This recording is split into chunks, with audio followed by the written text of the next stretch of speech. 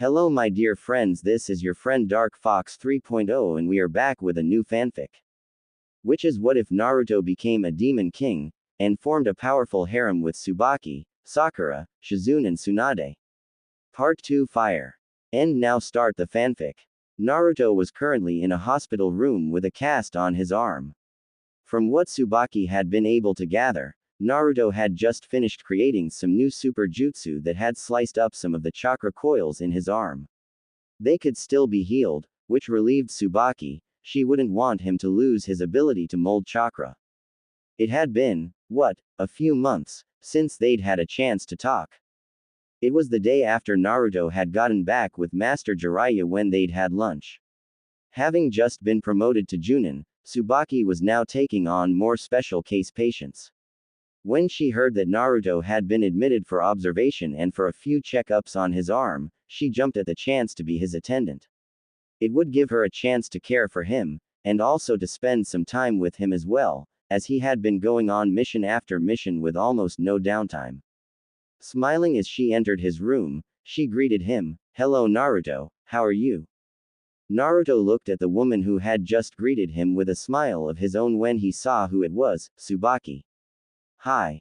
She was dressed in semi-civilian garb, attire that medics typically wore when not out in the field, and not in surgery. She was dressed in a cream-colored form-fitting blouse with a turtleneck collar over a crimson skirt that ended a few inches above her knees, and high-heeled ninja sandals.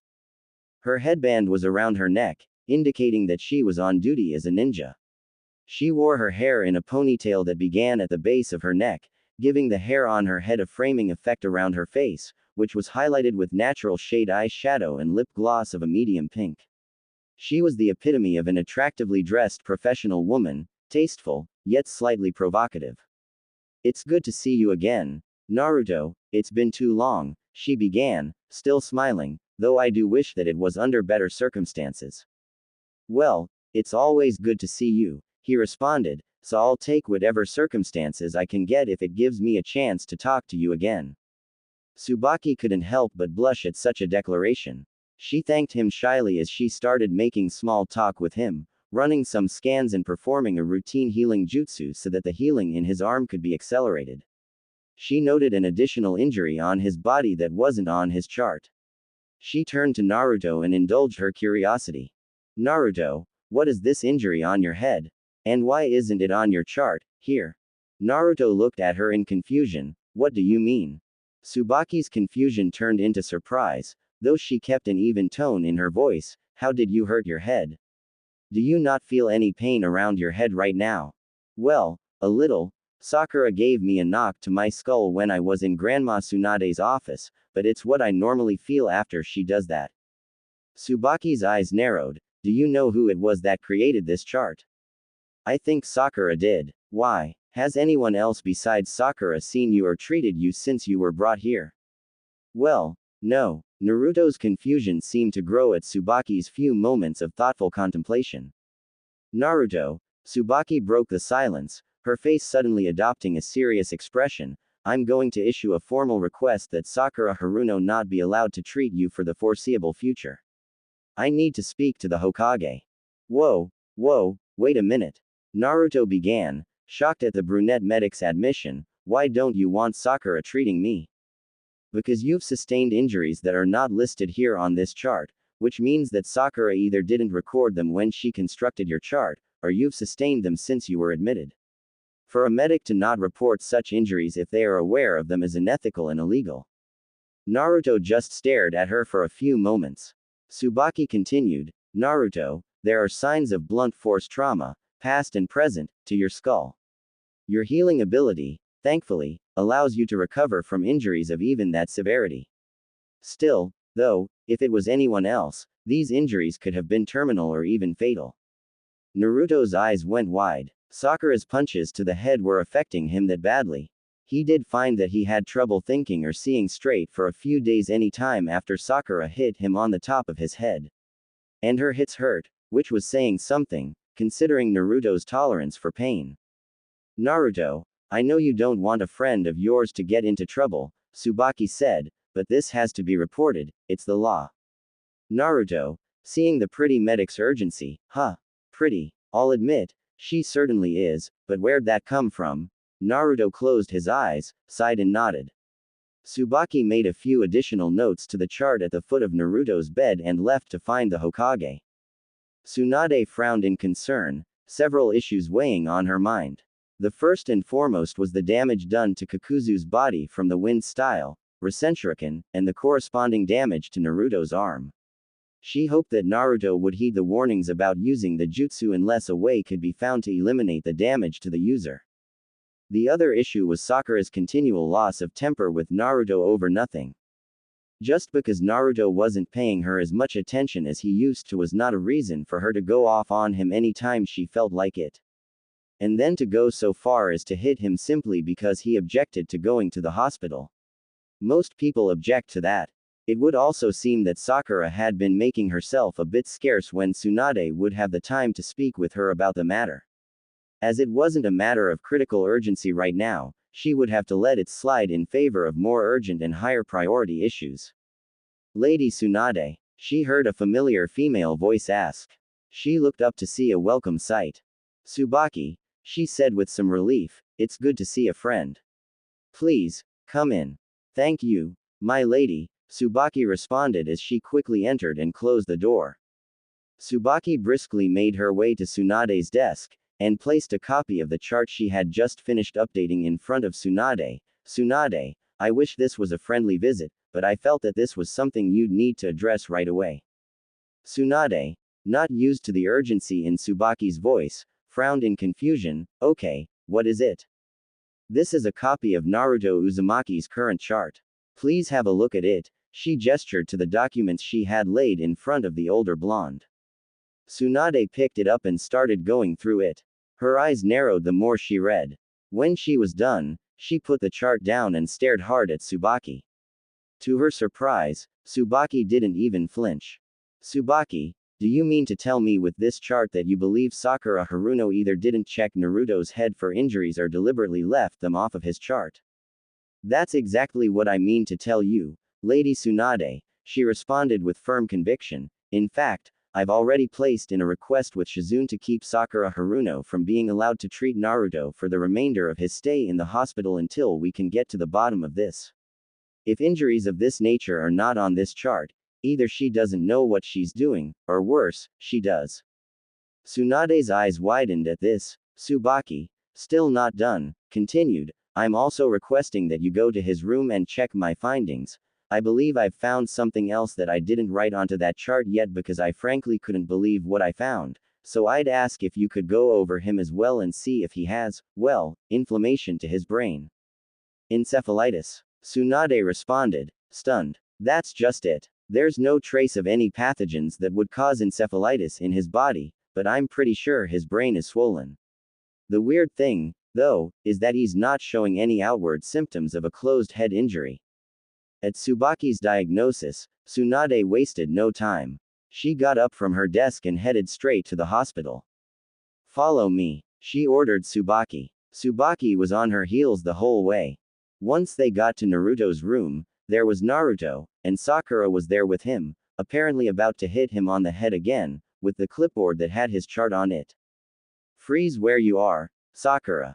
Tsunade bellowed out. Sakura, in her surprise, froze in her tracks. What? Sakura asked in her confusion, lowering her arm. Naruto's flinch also relaxed. Tsunade quickly moved around to Naruto's bedside, her hand covered in green medical chakra as she started gently rubbing her palm around his head. Tsubaki followed her in, turning her gaze towards Sakura. What are you doing in this room, Sakura? Tsubaki asked. What do you mean, what am I doing in here? I'm treating my teammate, she responded indignantly. After I found a few discrepancies on his chart, Tsubaki paid attention to Sakura's facial expressions as she was explaining herself. Sakura seemed genuinely confused. I made a formal request to Shizune that you not be allowed in here to treat him. Discrepancies? What discrepancies? I listed every injury that he was admitted for. What about the injuries to his head? Sakura's confusion seemed to grow. What injuries to his head? What in the world are you talking about? Whether you know or not is not the issue right now. You are not authorized to be in this room. Tsubaki informed her firmly. Actually, Sakura, stay for now, but please sit over there, Tsunade instructed, pointing to a chair on the far side of the room while still focusing on scanning Naruto's head. After several minutes, Tsunade was done. You're right, Tsubaki. He does have a closed head injury. Sakura gasped upon hearing this. She brought her hands up to her face in her surprise. Tsubaki turned to the pink-haired girl upon hearing her gasp before turning her attention back to Naruto. Tsunade spoke up once more. Naruto, I'm going to use a technique that should reduce some of the pressure you must be feeling on your head, okay? It'll hurt a bit, but you'll feel a lot better afterwards. Naruto just nodded, trusting the woman to treat him properly. Tsunade performed a few hand seals and the green in her hands seemed to deepen and become a slightly darker shade. She put her hands to Naruto's head. At first, he didn't seem to feel anything different, but after a few seconds, he closed his eyes and began to grit his teeth. Shortly after this, a pained groan made itself known from the back of Naruto's throat. After a couple of minutes of this, Naruto slumped back, completely unconscious. Tsunade ran through a few more techniques, apparently taking care of some of the after effects of her jutsu before performing a final scan. He should be fine. Now, Tsunade breathed out at last. Tsubaki, scan him again, please. Tsubaki followed the blonde's orders, running the scan and confirming Tsunade's findings. She nodded as she finished up. Both of them turned to Sakura. Sakura, Tsunade began, explain yourself. Well, I didn't know he had sustained any injuries to his head, she finally got out. Ball up your fist, please, Tsunade ordered firmly. What? Do it. Okay, Sakura said nervously, balling up her fist and presenting it to Tsunade.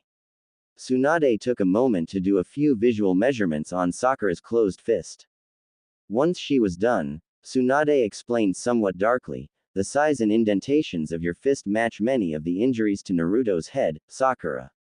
You're apparently the one who gave him that injury, and some of his other past injuries as well. Sakura gasped once more, tears beginning to well into her eyes. She turned her gaze to him, looking forlorn. I didn't know. Sakura, I can only hope that's the honest truth, because I'd hate to think what it meant if you did know, Tsunade said, her tone leaving no room for excuse on Sakura's part, but regardless of whether or not you knew about that, what excuse do you have for violating protocol and coming into this room when instructions were clearly given for you not to? I just wanted to see my friend. Your friend? Do you give head injuries to all your friends? You knew that you were not to come in here, did you not? Tsubaki interrupted as she became agitated. Sakura nodded to Tsubaki. Sakura, Tsunade brought the girl's attention back to herself, as I don't believe you honestly meant Naruto any harm, I'll be lenient as far as a penalty goes. But you need to understand something. Your actions here today, and your negligence concerning all of Naruto's injuries can be considered gross medical malpractice. I'll allow you to keep your rank and continue working as a medic, but as of now, your apprenticeship under me is over. Sakura gasped once more as tears began to freely flow. Please, Lady Tsunade, not that. Would you rather I send you to prison? Tsunade interrupted, causing Sakura to go wide-eyed, because that's the due penalty for this. After a few moments' pause, Tsunade continued, Sakura, I have never condoned your overly volatile and abusive treatment of Naruto. Granted, I know I've hit Jiraiya in the past, and there was the one time that I beat him to near death for being a perverted lecher. But that one time, I regretted it, I still regret it to this day. I went too far, and you've never seen me hit him since, nor will you.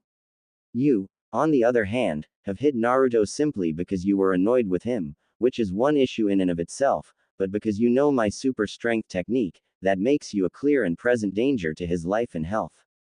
Sakura seemed to shrink in on herself at her master's harsh rebuke. Tsunade continued, as I said, Sakura, your apprenticeship with me is over.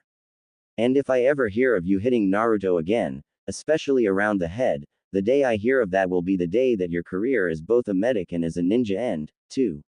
Am I understood? Sakura could do not but hang her head in shame. Yes, Lady Tsunade. Good. Now leave this room and do not come back in for the remainder of Naruto's stay here. Sakura simply nodded before slowly leaving the room. Tsunade could only look on in angry disappointment. Tsubaki honestly didn't know what to say. After a few minutes, Tsunade began to shed a few tears of her own and hang her head, shaking it back and forth. I didn't imagine in a million years that this would happen. I didn't imagine that she'd take after my own failings like this, she said quietly. Tsubaki sighed. Lady Tsunade, I'm sorry about all of this. No, you have nothing to apologize for. You did the right and ethical thing by bringing this to my attention, Tsubaki. Thank you. You're welcome, and I promise that Naruto will get well quickly while he's under my care, here. Tsunade turned to Tsubaki for a moment before smiling with narrow eyes and asking slyly, You have a soft spot for Naruto, don't you? Tsubaki blushed a deep red suddenly, beginning to sputter. As she realized she was busted, she calmed down and nodded, Yeah, maybe a little. Tsunade laughed before her smile softened and gestured to the woman, I don't think so, you've got more than a little soft spot for him. Tell you what. You can tell me all about it over sake tonight. Tsubaki laughed. Deal. Both of them left Naruto's room, allowing him some much-needed rest. By the way, Tsunade added as they both walked down the hall, it looks like I'll need a new apprentice now. Interested? Being Tsunade's apprentice certainly wasn't easy. Tsubaki was training day in and day out with Tsunade whenever time permitted. Tsunade was amazed once more at how Tsubaki took to her master's teachings like a fish to water, approaching them with a drive that even Sakura had failed to show. Her medical jutsu were already top-notch, and the advanced chakra control exercises that Tsunade had shown her brought her already stellar chakra control to new heights. Tsubaki also started serving as Tsunade's assistant when Shizune was unavailable, or out on a mission. Tsunade looked forward to these times, as while Shizune would always take away Tsunade's precious sake, Tsubaki would usually drink with her. Of course, she'd make sure that Tsunade drank in moderation while on duty, as she herself would, but being the Hokage was stressful. There were days when Tsunade quite frankly needed a drink or 10, especially with what Homura, Koharu and Danzo put the poor woman through. Thinking of those three always put Tsubaki on edge. She had once nearly lost her temper with all of them and was about to show them her newfound prowess with Tsunade's super strength technique, but fortunately, it turned out not to be necessary. The elders also learned to stay away from Tsunade's office unless it was a matter that could not wait, as unlike Shizune, Tsubaki wasn't intimidated by them in the least. They weren't getting to Tsunade if they didn't absolutely need to, not on her watch. Once Shizune and team had returned from the mission to retrieve and seal the three-tailed turtle, with no turtle to show for all of their efforts, Tsubaki spent that night commiserating with Tsunade over the full onslaught of the elders that Shizune certainly stood no chance against. It had been a wonderfully miserable night of getting completely trashed and forgetting, at least until the next morning, to be painfully reminded not only by circumstances but by their hangovers as well. Naruto had also returned with the sealing team, but was sent out almost immediately afterwards once intel had been received that Orochimaru had been killed by Sasuke Uchiha. He had been given a mission to find and capture Itachi Uchiha, who had been spotted in the Land of Fire. It was also during this time that Jiraiya had gone to the village hidden in the rain. Tsunade had had a horrible, sinking feeling in her gut when Jiraiya left, and she immediately went to Tsubaki's home. Tsubaki, who hadn't ever seen Tsunade in such a state, elected to allow her to come into her home and do their drinking there. Tsunade was in tears about it all, meanwhile all Tsubaki could do was hug the woman. Their drinking that night consisted more of tea than sake. How did we develop such a kinship with each other? Tsubaki thought offhand, she was certainly my hero growing up, but it's amazing how we've become such great friends.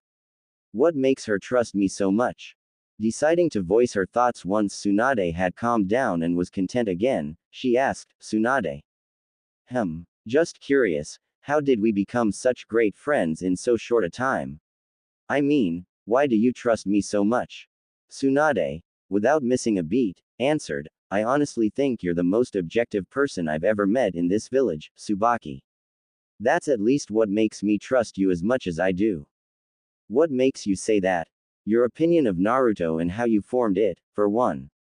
Of all the people I've ever spoken to in this village, you're the only person besides Tsuki and Ayame Ichiraku who have ever taken a fair, objective look at him. It's funny, Shizune did, too when we first met him. Tsubaki simply nodded, listening to her mentor and friend while Tsunade told her the story of how she first met Naruto. They spent their evening exchanging stories about Naruto, some of which had been told before, some of which had not. After Tsunade had crashed there for the evening, they both continued the next day as they usually would, in slightly better spirits than they would have otherwise been. Naruto and team had just gotten back from the mission to capture and retrieve Itachi Uchiha. They came up with nothing. Apparently, Itachi had been killed by Sasuke by the time they got there, and blood stains were the only evidence of the battle that had taken place. That wasn't the main issue that was bothering Tsubaki at the moment. What was bothering Tsubaki was how Naruto would take the news about Jiraiya's being killed in the Hidden Rain. He didn't take it well. Tsubaki received the news from Shizune as to what had taken place in Tsunade's office. The woman knew that Tsunade would probably want to be left alone right now. If she wanted company, she'd seek it out. She also knew that Tsunade would be alright. It was Naruto that she was worried about right now. As soon as her shift ended, she began her search for him. It was late, the sun had long since set. She couldn't find him in any of his normal haunts. He wasn't at Ichiraku's, he wasn't on the Hokage monument, he wasn't even at home. Where was he? She continued searching, she had to find him. After several hours of continuous searching, she had become too tired to continue her search, she would rest and try again tomorrow. She chanced by a convenience store, and caught a glimpse of orange out of the corner of her eye. Turning her gaze in the direction of the orange, she saw him, and the state that he was in caused her stomach to clench and her heart to break. There he was, sitting on a bench in a slumped-over position. Tears were streaming down his face. He wasn't wearing his jacket. He was in his orange track suit pants and a black t-shirt. He was just staring at the ground, oblivious to any and all around him. In his hand was a double-stick popsicle, melting and dripping onto the street below. He hadn't made any attempt to eat it. Tsubaki felt her own tears begin to form. She walked over to him slowly. He hadn't noticed her at all. Once she reached him, she knelt down and took his free hand in both of her own. This got his attention, as he brought his gaze up to look the woman in the eye. Tsubaki, he muttered, surprised to see her. She moved to sit beside him on the bench. Once she was situated, not having let go of his hand, she said softly through her tears, I'm sorry, I'm so sorry. Naruto just sat there for a few moments, not knowing what to say. In his discomfort, he began to put on his goofy facade with closed eyes and make light of his feelings. It's okay, Tsubaki, I'm fine. Tsubaki interrupted him by bringing a hand up to his face and gently resting it there, causing his eyes to snap open and his grin to turn into a half gape. Naruto, please, she began, don't do this to yourself. Her voice began to break as she continued, and please don't do that to me, either. Naruto just sat there, staring wide-eyed at the woman who was breaking through his emotional defenses. He turned his head away while averting his gaze from hers. Tsubaki, however, brought the hand that was on his cheek to his chin and gently turned his gaze back to her own. Seeing that she had his full attention again, she smiled softly through her tears, brought her hand back up to his cheek, and gently addressed him, it's all right. Naruto seemed to wrestle with what to do. He wasn't sure how to respond to this woman that could worm her way through his barriers in a way nobody else had ever been able to do. As his eyes flitted this way and that, Tsubaki leaned in and kissed Naruto on his other cheek, bringing his attention back to her and stopping his panicked fidgeting. After lingering there for a few seconds, she pulled back and stared into his eyes again. Smiling just as softly, her eyes flowing with even more tears than before, she told him once more, this time a little more urgently, it's all right. Feeling his barriers begin to break even further, and panic begin to arise anew, Naruto closed his eyes and forcibly wrenched his gaze and his head away from her. Tsubaki, however, would have none of that. She let go of his hand and brought both hands up to his cheeks. Cupping his face in her hands, She gently yet forcibly brought his face back around to meet hers as she threw herself forward while pulling him towards her, smashing her lips into his own. Naruto froze, his eyes as wide as dinner plates. Somewhere in the back of his mind, he noted that he had allowed the popsicle to drop from his hand. He gasped as he felt the woman's tongue snake into his mouth. As Naruto's own tongue instinctively danced with hers, he could feel one of her hands making its way to the back of his head with a looser grip on him. Tsubaki's sobs could be heard through her kiss, and somehow Naruto knew what she was trying to tell him. This kiss was not only a show of affection and an attempt at comfort, but a plea to let her in, into his heart, into his thoughts, and at least right now, into his life. Tsubaki finally pulled away slowly, tears still streaming down her face. Naruto just looked on, stunned, confused, yet still shedding silent tears. Tsubaki started gently stroking his face with the hand that was still on his cheek. "It's all right, Naruto, it's all right," she said once more, this time her tone a pleading one. Naruto understood her words, now. She wanted him to know that he was safe with her. It was all right for him to let his walls down and be who he really was, to express and let out what he really felt. It was all right for him to grieve the way he needed to grieve, and to allow this woman to support and comfort him through it. So many things went through Naruto's mind at that point. Why was this beautiful, precious creature going so far out of her way to help him? What about him made her think he was worth her while? What was it about her that she seemed to know him well enough to get to his fragile, wounded heart? The answer came as quickly as the questions did. She knew because she could relate. He wasn't sure about the recognition she always seemed to show him before, but right now, he knew where she could relate to him. She'd lost her daughter, the closest person to her as well. Right now, she knew exactly how he felt. She also knew exactly what he needed to be able to do to work his way through this, as well. Unable to hold back the torrent of feelings any longer, he began to break down and lean into her, sobs forcing themselves up from his throat. She brought him into a warm, tight, comforting embrace, kissing the side of his face that was next to hers while doing so and sobbing with him. It's all right, she whispered to him softly as he began to bawl and wail, wrapping his own arms around her and clinging to her as though his life depended on it. She never imagined she would hear such heart-wrenching cries from this man, this seemingly unbreakable spirit. Even when the third had died, Naruto's reaction wasn't anything like this. She just let him cry into her. She sat there as he sobbed into first her shoulder, and then into her blouse-clad bosom. She held him there, whispering sweet words of comfort to him, crying with him as he let out the anguish and grief that was almost overwhelming him. After an indeterminate amount of time, Naruto had cried himself out. He got up off the woman, noting where he was. He looked at her slowly, seeing her own tear-stained, puffy face and laughing sheepishly. Sorry, Naruto, it's all right, she interrupted gently, her own tears not having stopped yet.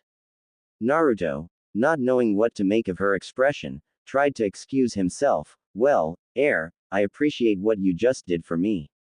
I guess I should be getting home now. No, Tsubaki said forcefully, grabbing his hand before he could leave. Naruto, I'm not leaving you alone, tonight. Naruto frowned in confusion at her. Come with me, Tsubaki gently ordered, standing up and leading him by the hand. Too tired to argue, Naruto allowed himself to be pulled along by Tsubaki. After pulling him into the streets, Tsubaki pulled him into another quick hug and used Shunshin to teleport back to her apartment. When they reappeared, Naruto took a few seconds to get his bearings and acquaint himself to his location. He could see the Hokage Tower close by, off to the right of what he guessed was Tsubaki's apartment building, letting him know where he was. Tsubaki quickly unlocked her apartment and led Naruto inside. After seeing her close and lock her front door, Naruto voiced his confusion. Tsubaki, not that I mind, but why have you brought me here? Because you don't need to be by yourself right now. Please, just take the word of someone who knows, she pleaded with him softly yet urgently. She then went through what Naruto guessed was her routine for when she arrived home after a hard day at work, removing her sandals, checking for messages delivered while she was out, and various other mundane tasks. Make yourself at home, okay? I'll be done in a few minutes, she offered. Naruto sighed and nodded, seating himself down on one of her couches in her living room. Not knowing what to do or say, he settled for leaning his head back against the back of the couch, closing his eyes. His mind's eye flooded his thoughts with images of Jiraiya, times they'd laughed together, special moments they'd experienced during their training trip, times when they both had to flee for their lives from righteously angry women that the pervert had peeked on, as all the while Jiraiya shouted that he regretted nothing. Naruto's memories seemed to fixate on the times when Jiraiya had bought and shared double-stick popsicles with him. Tears once again came unbidden to Naruto's eyes as a few sobs escaped his throat once more. After a few moments of this, a soft hand to his face caused him to open his eyes once more. His gaze fell upon Tsubaki, who had come over to him once she'd heard his sobs again. While no longer in tears the way he was, her eyes were still filled with a knowing pain for him. She took both of his hands in hers and pulled. Naruto stood up and allowed him to lead her through her apartment through a hallway and into a door. When Naruto saw a queen-sized bed, his eyes went wide as he turned his gaze to her. She gently turned him around so that he was now walking backwards, and instead of pulling him, she was now gently pushing him into her bedroom, closing the door behind her. Tsubaki, Naruto began, only to be interrupted by her raising a finger to his lips, followed by a gentle kiss. That kiss was followed by several more, and within a few moments, Tsubaki was working Naruto's shirt off of his body. Is this a good idea? Naruto barely whispered out, unable to process how he should react, tears still flowing from his eyes in the grief that his memories of Jiraiya brought on. Not important right now, Tsubaki answered as she proceeded kissing him once more while lifting his shirt off of him. It wasn't long before both of them were in nothing but their undergarments. Naruto was still shedding tears, while Tsubaki was running her hands all over Naruto's exposed upper body. Her kisses, while still gentle, had turned from chaste to passionate as she began using her tongue to play with his own once more.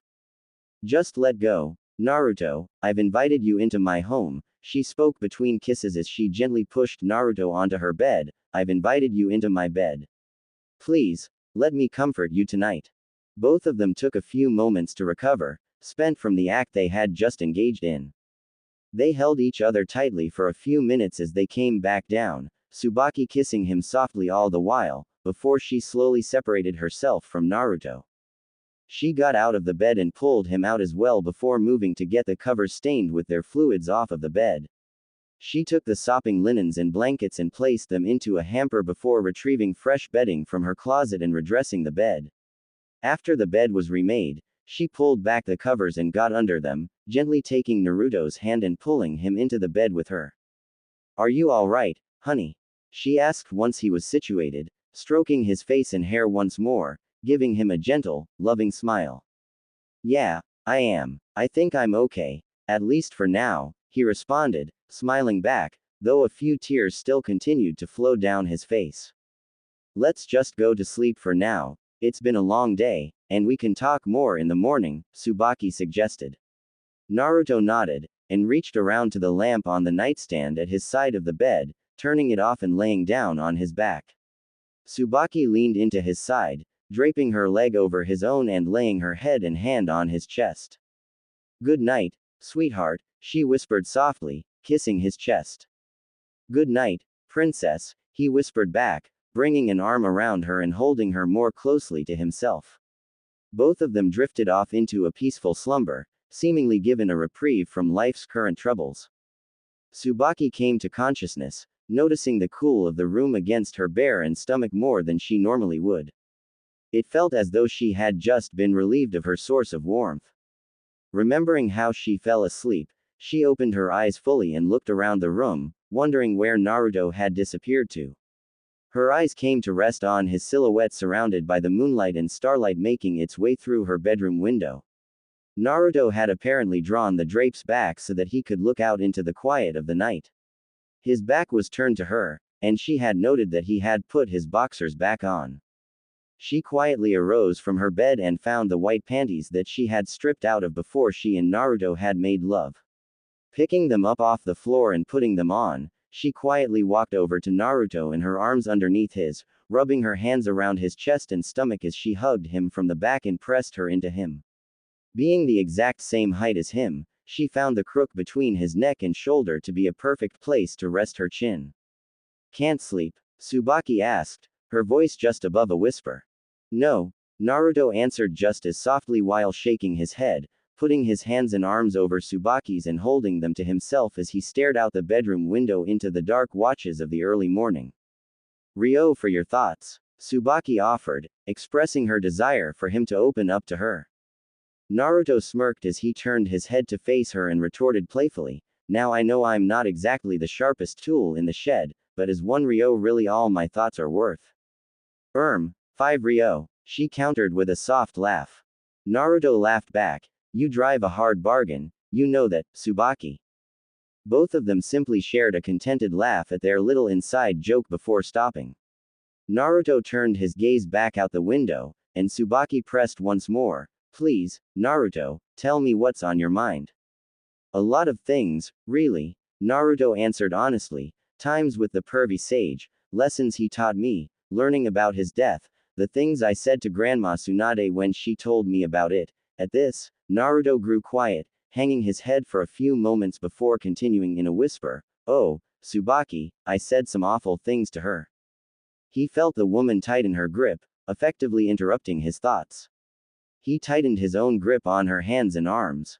"Do you want to talk about it?" she asked after a few more moments of silence.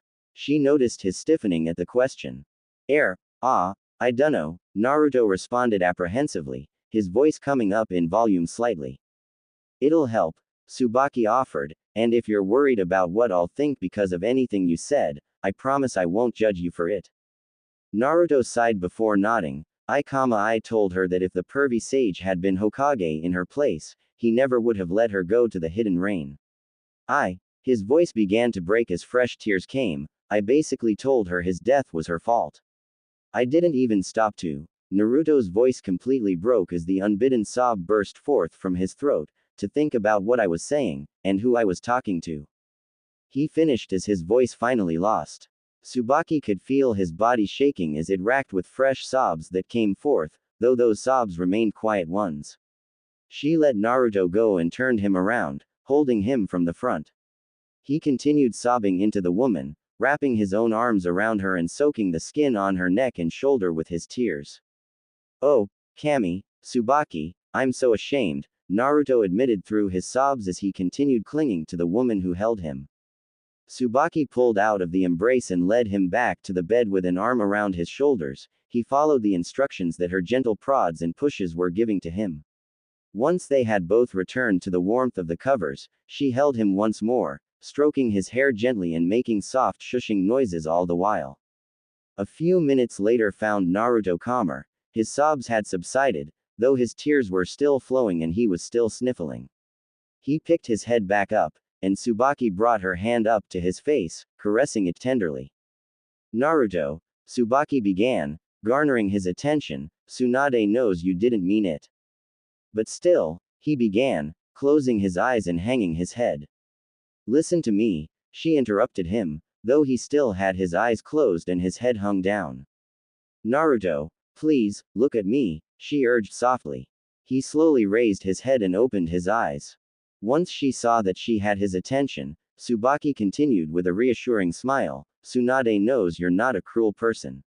She also knows that there are things you don't know about Master Jiraiya's mission." Naruto frowned at this. "Like what?" "Like the fact that Tsunade didn't send him there. He followed a hunch he had about where he might find the Akatsuki. In fact, she urged him not to go, because she had a feeling that it would end badly."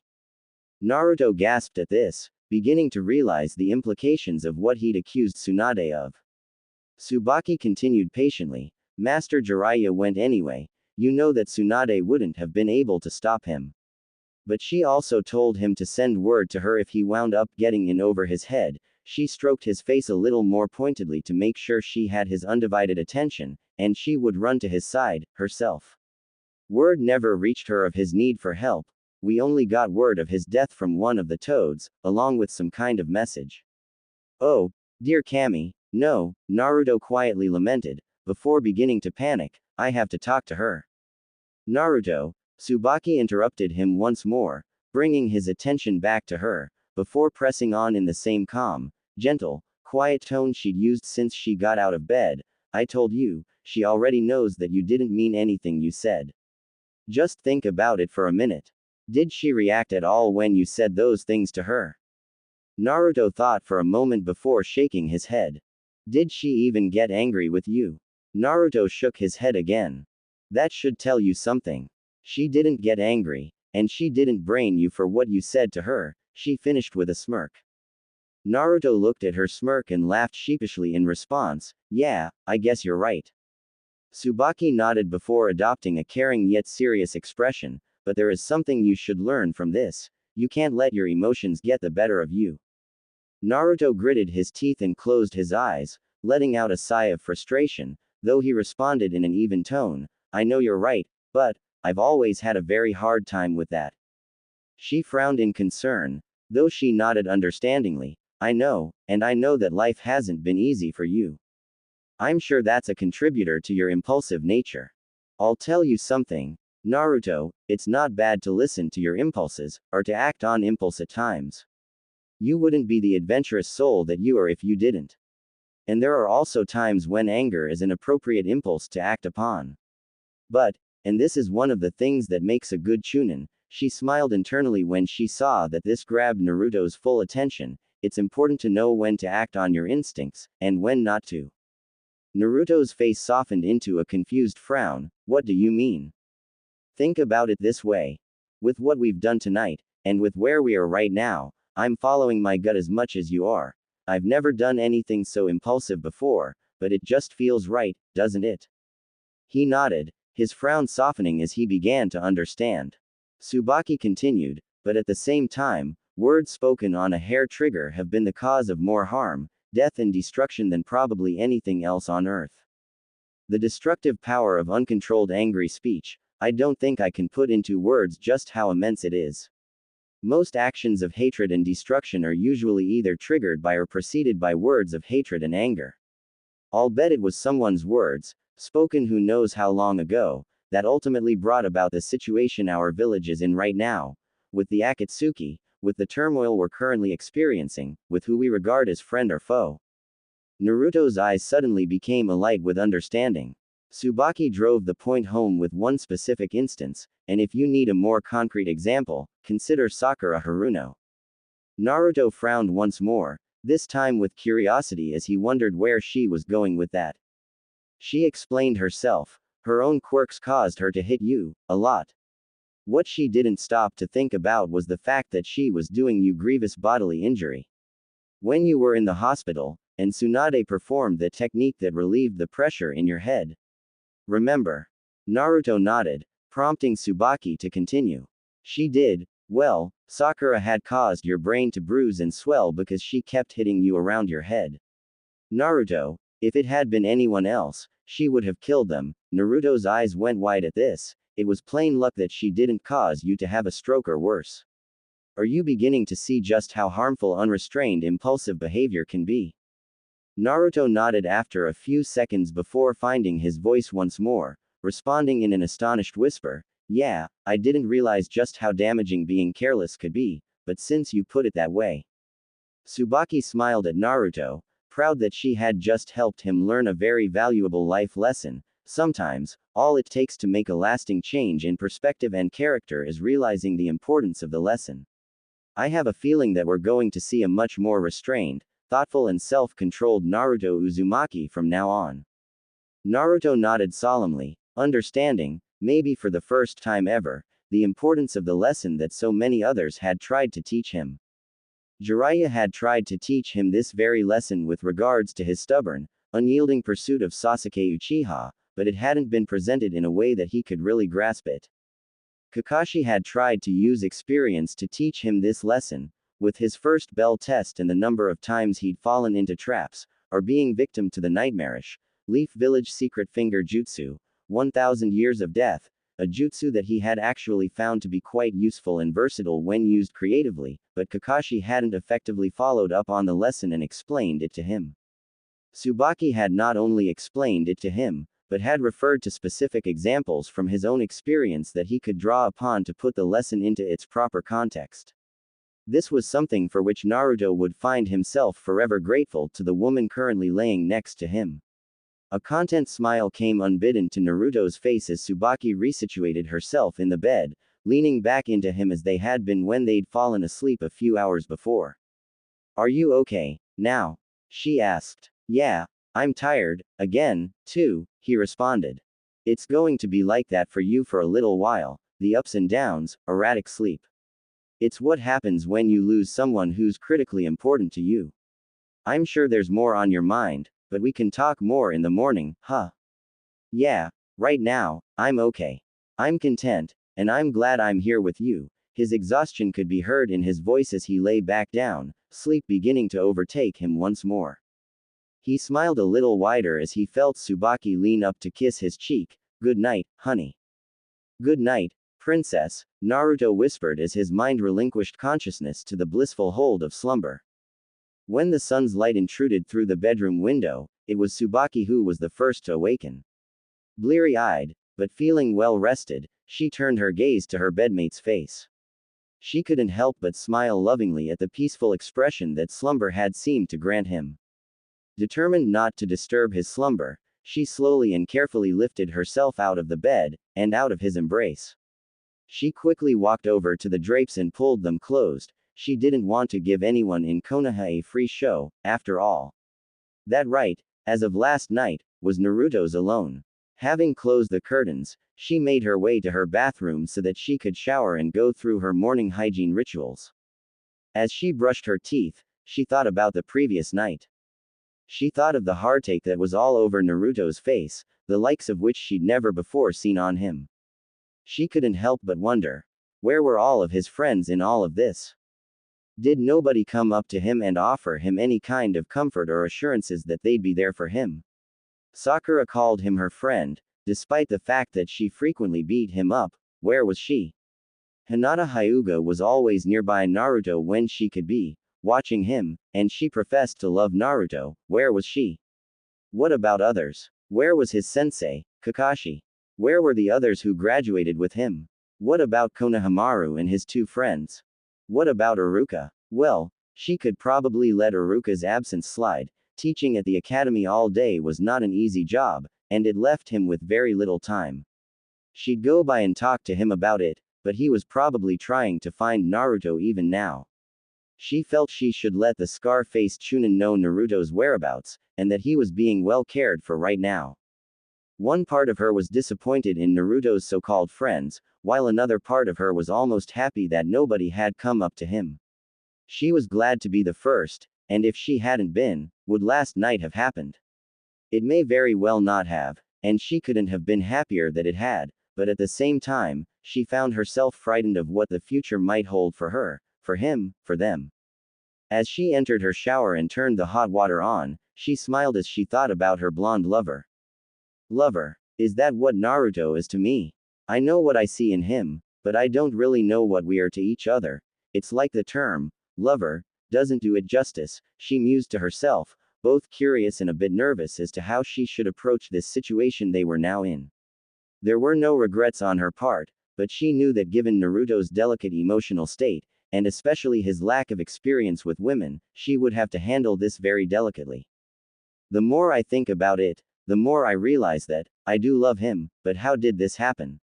I've never known anything like the bond I have with this incredible young man, she mused, finding herself more and more in awe of the depth of her bond with Naruto. She pondered this as she went through the motions of washing her body and her hair.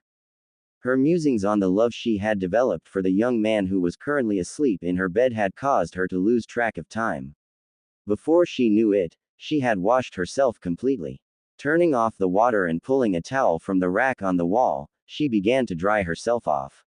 After she was dry, she wrapped her still damp hair in the towel, picked up the panties she'd walked in wearing, and left the bathroom without anything covering her body. Naruto began to stir as Tsubaki quietly pulled a clean bra and panties from her dresser after depositing last night's pair in her hamper. Before she put them on, she turned to see Naruto stirring and rubbing his eyes. She walked over to the bed and kissed him on the lips for a few seconds. Once she pulled away, she greeted him, "Good morning, Naruto." "Hey, Tsubaki, good morning." As he opened his eyes, he saw her state of dress and immediately blushed, turning his head on impulse and clenching his eyes shut. The feeling of Tsubaki's hand resting on his cheek caused him to open his eyes and turn his gaze back to her. She had the same warm, loving smile on her face that she kept bestowing on him last night, and he could see the same warmth, love, acceptance and sincerity in her eyes as well. She moved forward to kiss him once more, this time holding it for a few seconds longer while caressing his face. She pulled away a few moments after she felt him relax and gazed into his eyes once again. "Naruto," she began, "you can look at me all you want.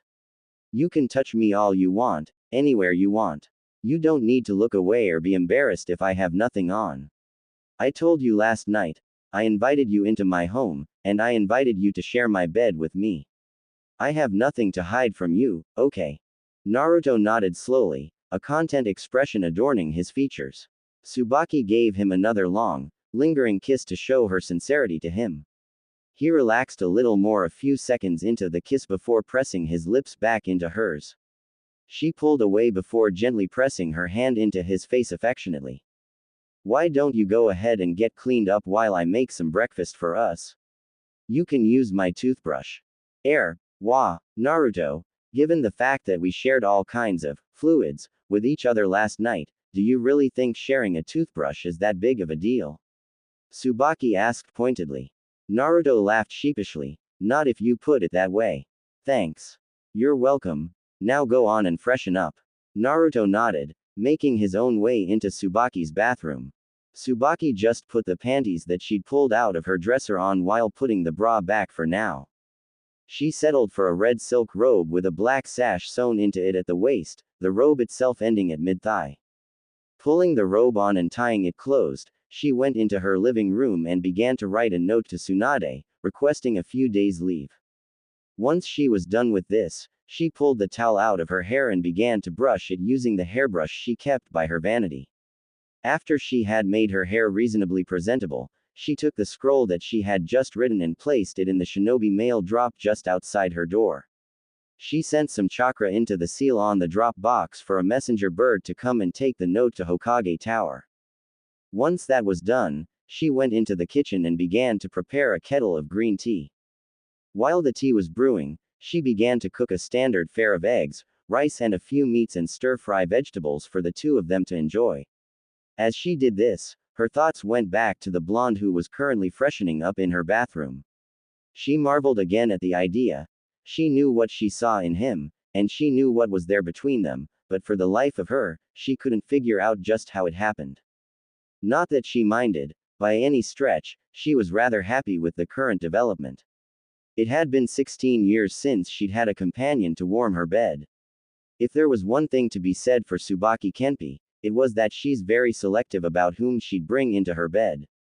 And the fact that her current bedmate was a man like Naruto Uzumaki of all people only sweetened the idea in her mind. She heard the sound of a sharp inhale, followed by Naruto's voice saying, "Ah, that smells heavenly." "Glad you think so," Tsubaki responded with a smile, though not turning around to look at him. "Go ahead and sit at the table, this'll be ready in a minute." "You sure there's nothing I can do to help you?" "Well, if you want, you can get the pitcher to my right, here, and put some ice and water in it. Other than that, the best way you can help me is to just enjoy my cooking." Naruto chuckled at her response and did as instructed. Tsubaki saw that he was still in nothing but his boxers, even after showering. Once he'd prepared the ice water pitcher and gotten 2 glasses from the cupboards, he brought them to the table, put them at 2 adjacent places and sat down, patiently waiting on Tsubaki to finish. After a few moments, Tsubaki finished cooking and prepared 2 plates of food. Bringing them to the table with 2 sets of chopsticks, she went back and got the now finished tea with 2 teacups and brought them to the table, placing one at Naruto's place, and the other at her own. Both of them gave thanks for their breakfast and began to eat, though Tsubaki waited for Naruto to pass sentence on the first bite. When Naruto ate the first bite, The flavors overloaded his taste buds in such a manner as to cause his eyes to roll back into his head. Wow, I never thought I'd taste something so delicious that it would rival Tsuki's ramen. He opened his eyes and looked at his hostess, who was smiling from ear to ear. Tsubaki, this is amazing. Tsubaki blushed and beamed at Naruto's praise before digging in, herself. Breakfast was a pleasant affair for the two of them, Tsubaki deliberately keeping conversation topics light, knowing that Naruto needed to be able to think about things that weren't too heavy or deep during a time such as this. The heavy and deep thoughts would come on their own, unbidden.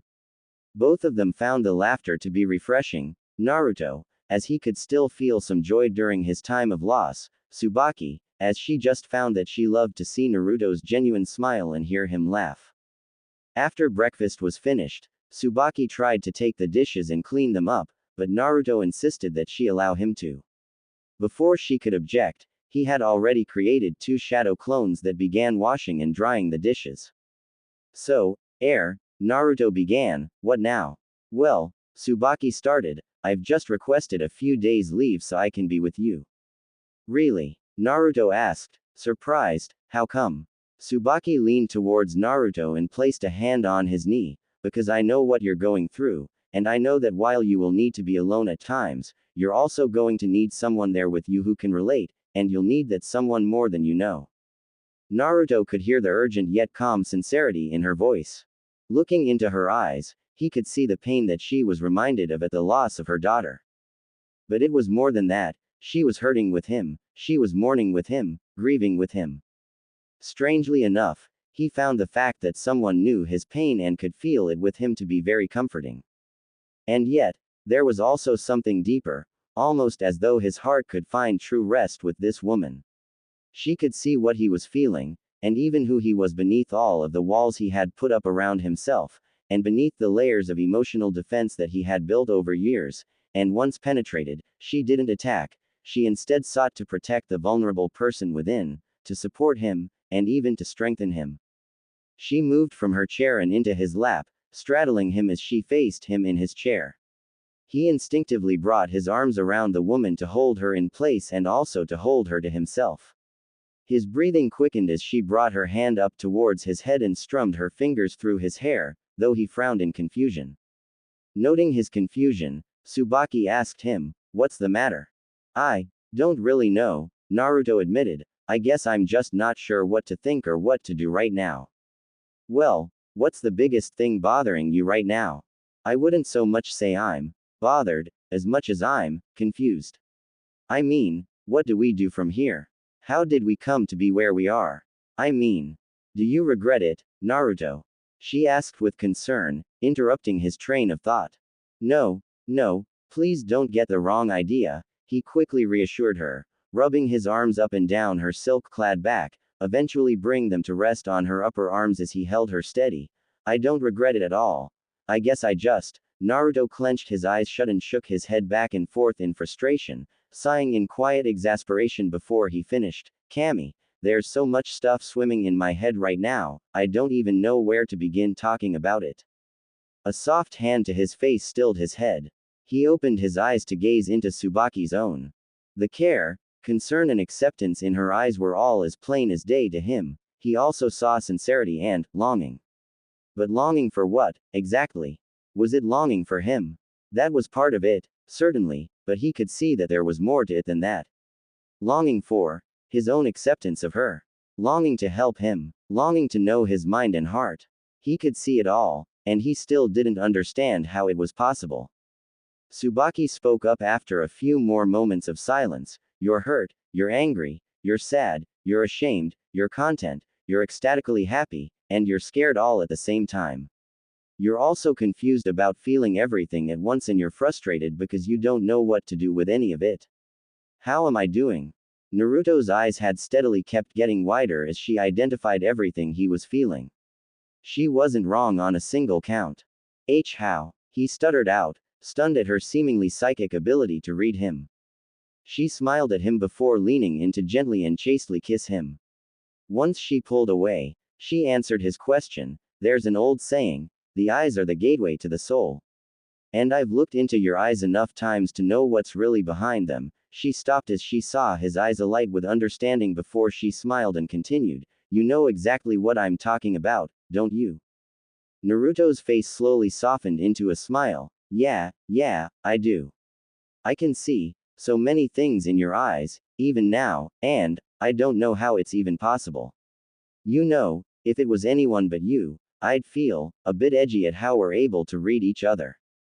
But, knowing that it's you, it feels nice. It feels right, somehow. Tsubaki leaned in, closed her eyes and touched her forehead to his own. I understand. I feel just as safe and comfortable with you, as well. I love how we can both really see each other. It's as new to me as it is to you, believe it or not. Really? Yeah, I never even had this kind of connection with my husband when he was still alive. A few moments of silence followed before Naruto posed yet another question. So, what now? She frowned in confusion. What do you mean? Well, given what we did last night, I guess I'm just not sure what this all means, you know. Tsubaki, as though expecting such a question, asked knowingly, yet with a little apprehension, what do you want it to mean? Huh, Naruto responded in his confusion. Naruto, Tsubaki explained, I don't have the first clue as to what the future holds for either of us. And if I'm honest with myself, that does scare me. Naruto could see the apprehension in her eyes as she admitted that. But I don't want you to be scared, Naruto offered gently. What about it scares you? A lot of things, Tsubaki admitted. I don't know if this is really well founded or not, but you're only 16, and you've got your whole life ahead of you. I'm about to be 30, and, well, I'm scared that I might hold you back from what you can really be in some ways. What would make you think something like that? Naruto asked, his tone soft, yet his surprise was evident. I can tell you're not just trying to let me down easy. What's the real issue? Before I answer that, I want you to answer a question for me. Upon seeing Naruto's nod, she asked, right now, how do you think of us? How long do you want whatever we seem to have to last? Well, I don't really know what we are, at least to each other. But if I could have it my way, Tsubaki, I don't ever want to stop being involved with you this way. In fact, the only way I'd want for this to change is for it to grow stronger. Naruto, believe me, I know you feel that way now, and I know that your feelings are genuine. Tsubaki paused for a moment, once more looking him dead in the eye, but I also know that in a time of emotional turmoil, you can feel things that aren't lasting, despite how strong they might be. But don't you deserve someone who'll likely live just as long as you will? Don't you deserve a woman who can? Tsubaki, that's enough, Naruto interrupted calmly. If you must know, I ask myself what I've done to deserve a woman as amazing and as special as you. I know how I feel, but I'm afraid to tell you because I don't want to do something that might scare you off, you know. Tsubaki, in her surprise, asked, Naruto, how do you feel about me? Are you sure you want to know? Yes, I want to know. I need to know, she answered, quietly yet desperately. I love you, he admitted without so much as hesitating. That's the only word I know that can begin to describe it, but, I don't know, even that doesn't seem like a strong enough word to use. Naruto trailed off, looking into her eyes once more, and surprisingly finding ecstatic joy at his admission to her, tears beginning to well in her eyes as she smiled widely, biting her lower lip anxiously. His resolve strengthened by what he saw, he continued, I thought I loved Sakura once, but honestly, when I'm with you, I think, Sakura who? Tsubaki laughed at that. Hey look, you know, we don't have to decide anything now. If you're scared, I don't have any problem taking things slow, there's no rush. But I know this. What I feel for you, I know I'll never feel for any other woman again, and I'll never know anyone else as deeply as I know you. And that's another quality about you that enchants me. How wise beyond your years you really are. Naruto appeared confused at this, though he seemed to be smiling in confusion as opposed to frowning in confusion, as she explained, I remember a few years ago. It was before you left on your training trip. I overheard you a few times with Konohamaru and his friends, when you were training them by playing ninja with them. Naruto's mouth went into an oh before setting into a smile, as though he'd just been caught doing something good, but I remember the advice you gave them, that there were no shortcuts to power. That if someone wanted to grow strong, they had to do it through hard work and determination, because that was the only worthwhile way to obtain greater power or skill. You showed how wise you were then, and you've shown it again, just now. Naruto saw the fear and doubt leave her eyes, replaced with a strange, warm, loving resolve, before she pressed on. I don't know what the future holds for us, but I do know this: I love what we have right here and now. I love you, far more than I've ever loved anyone else. I love how I know you the same way you know me, and regardless of what might happen in the future, I won't have any regrets. Tsubaki centered her gaze directly into Naruto's own. So as of now, I'm yours, for as long as you want me. Every part of me, all that I am, it's yours, if you want me for a week. She paused to kiss him gently and briefly. For a month, another pause to give him a kiss that was just as gentle, but lingered a little longer, or for the rest of my life, the final pause to give him a loving, gentle but very passionate kiss, as though trying to pour every loving, warm, intense, passionate emotion she felt towards him into it. Naruto, getting the hint, stood up, Tsubaki standing up with him. Naruto then scooped Tsubaki into his arms, getting a squeal of surprised joy out of her while maintaining the kiss. He then backed into the bedroom, closing the door behind him with his foot. Naruto and Tsubaki were both in bed, glowing in post-coital bliss. Tsubaki was leaning back against the headboard, two pillows propping her back up and providing her with some cushion against the hard wood.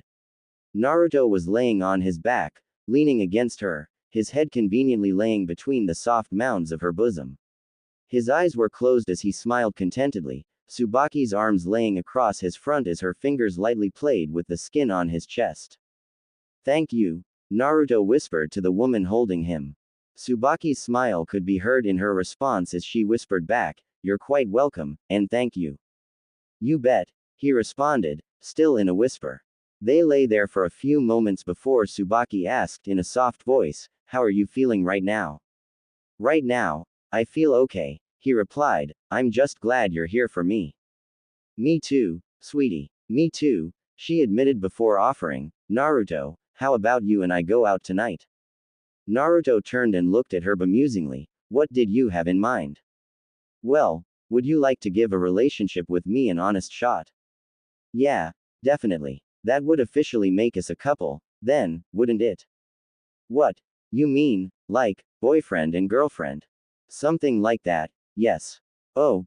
Naruto seemed mystified at the idea that Tsubaki had just presented him. "Well, okay. What's wrong?" I don't really know what a boyfriend should do or how he should act," he answered sheepishly with an embarrassed smile. Tsubaki laughed warmly before answering, "Honey, what do you think would make me happy, or would make me feel special?" "Well," Naruto frowned in thought with his eyes closed, something Tsubaki found adorable, as he began to answer, "I think that getting you flowers and holding doors open for you and pulling chairs out for you would do that. I guess, learning what kinds of things you like and getting them for you, and taking you to do things that you like to do, things like that. Speaking of which, what kinds of things do you like, anyway? It sounds to me like you know exactly how a boyfriend should act and what a boyfriend should do." "Naruto, all of the things you said would make me feel very special. The fact that you want to find those things out makes me feel even more special. I feel special because you're so special, and of all the people you could be with, you'd choose me." Naruto smiled as she answered him before responding, "I don't know what to say, thank you, for thinking so highly of me. I think I'm the one who's getting the better end of the deal, though." Tsubaki laughed at this before Naruto finished. "So then, what would you like to do tonight?" "I'd like for us to go out for a nice dinner, and maybe just walk around the village and talk. I know the Hokage monument has a wonderful view at night," she suggested. "Well, I don't really make a whole lot of money as a genin. Honey, I'll pay the bill," Tsubaki reassured him with a smile. "I know that you don't make much money, and don't worry, I'll give you the money before we go out so that you can, officially, be the one to pay, okay?" "Well, okay," Naruto responded, a bit dejected. "Naruto," Tsubaki grabbed his attention, sensing his embarrassment, "it's okay, really. I'm a Junin who works in the hospital as a medical ninja and a doctor. I make a very good regular salary, and that's aside from mission pay. Please don't feel embarrassed. Okay. Naruto relented with a smile. Let's do it, then. I'll need to go out and get some nice clothes, though. No problem. Actually, I could come with you and help you pick some things out, if you want. Nothing but the best for my man. Naruto laughed. It's nice having you think of me that way, and one day, it'll be nothing but the best for my woman, on my tab, of course. Oh, of course, Tsubaki added with a laugh, but until that day, I'm just happy you're mine, and I'm yours. Me too. And who knows, maybe we could end the night just like this. Again, Naruto's eyes widened as he seemed to remember something. Tsubaki, we didn't use any protection. At this, Tsubaki smiled reassuringly, though Naruto could see that her eyes were sad. Naruto, we don't need it. Naruto frowned in confusion. Huh? Why not? Because I can't get pregnant anymore. Oh, I'm sorry. It's okay. You didn't know, and it's not your fault. It happened during the night of the Nine Tails attack. All of the excessive demonic chakra hanging around in the air. It did something to my reproductive system. For some reason, I can't conceive now. I haven't even had a regular cycle in 16 years. The doctors who examined me aren't sure why, but there are trace amount of the Nine Tails chakra in my body, and somehow those traces seem to come to rest within my ovaries. Tsubaki informed him regretfully before adding, this is also what I meant by you deserving someone else who could make you happy. I can't give you children, while any other girl could. As she finished, she began to shed a few tears. Princess, Naruto began reassuringly, I'm an orphan. I grew up as an orphan. I have no idea who my parents were, or even if they loved me. That didn't hurt so badly as the fact that nobody wanted to adopt me. Tsubaki seemed to flinch at that. Naruto continued, and while I'm over that for the most part, believe me when I say, when I build a family of my own, adopting was always a part of my plan. I want to be able to take a few kids like that and make sure that they wouldn't have to know the pain I knew as a boy. Tsubaki's tears became tears of joy at Naruto's admission as he rolled over, brought her down onto the bed to lay flat while facing him and held her tightly. This time, she cried into his shoulder, but in joy, grateful that the issue of her infertility was not an issue to Naruto at all. Both of them had been so absorbed in each other's words and touch that they had failed to notice that they were suddenly not alone. Oh my, it appears I came at a bad time, said a female voice that was very familiar to both of them. Naruto just stared like a deer into torchlight while Tsubaki turned around and faced her newest visitor, still as the day she was born. Hi there, Tsunade. Tsunade noted that Tsubaki hadn't turned around in a panicked fashion. In fact, she turned around rather slowly, and the sickeningly sweet smile on her face when she faced Tsunade actually unnerved the busty blonde a little.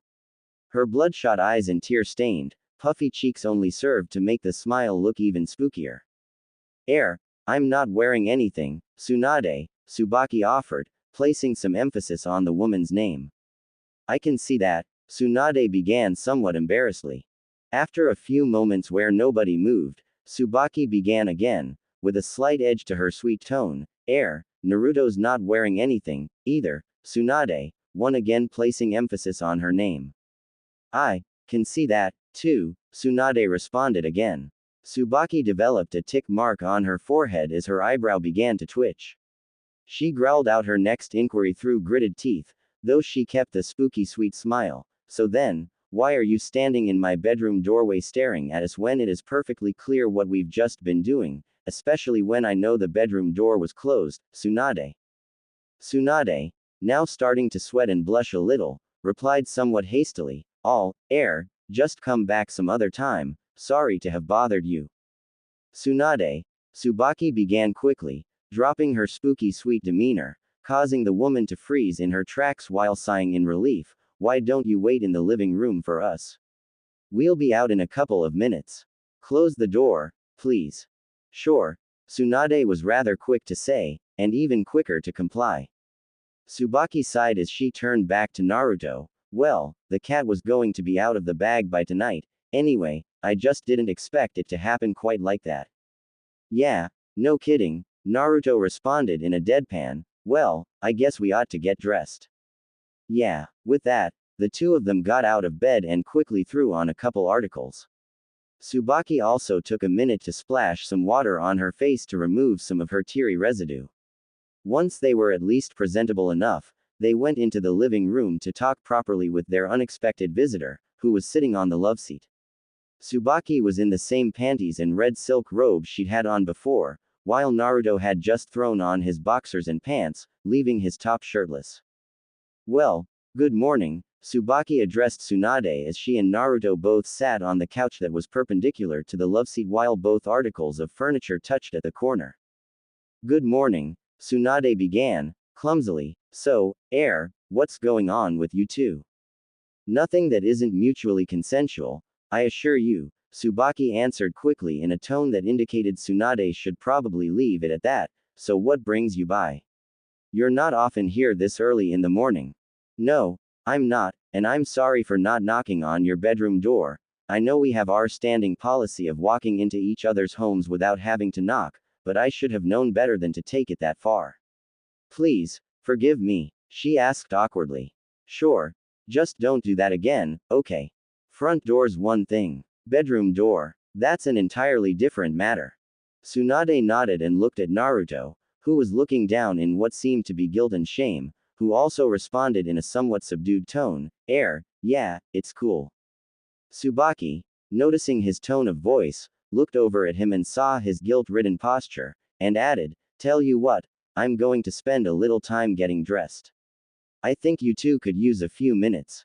Naruto looked at Tsubaki and smiled in gratitude, while Tsunade simply raised an eyebrow. Tsubaki went into the bedroom and closed the door once more, leaving Naruto alone. Tsunade turned her attention to Naruto and began to ask, so, why do we need a few M? Her eyes went wide as she was interrupted by Naruto's jumping towards her and clinging to her, his head buried in her chest. She noticed that her top was beginning to soak through, and she realized he was crying.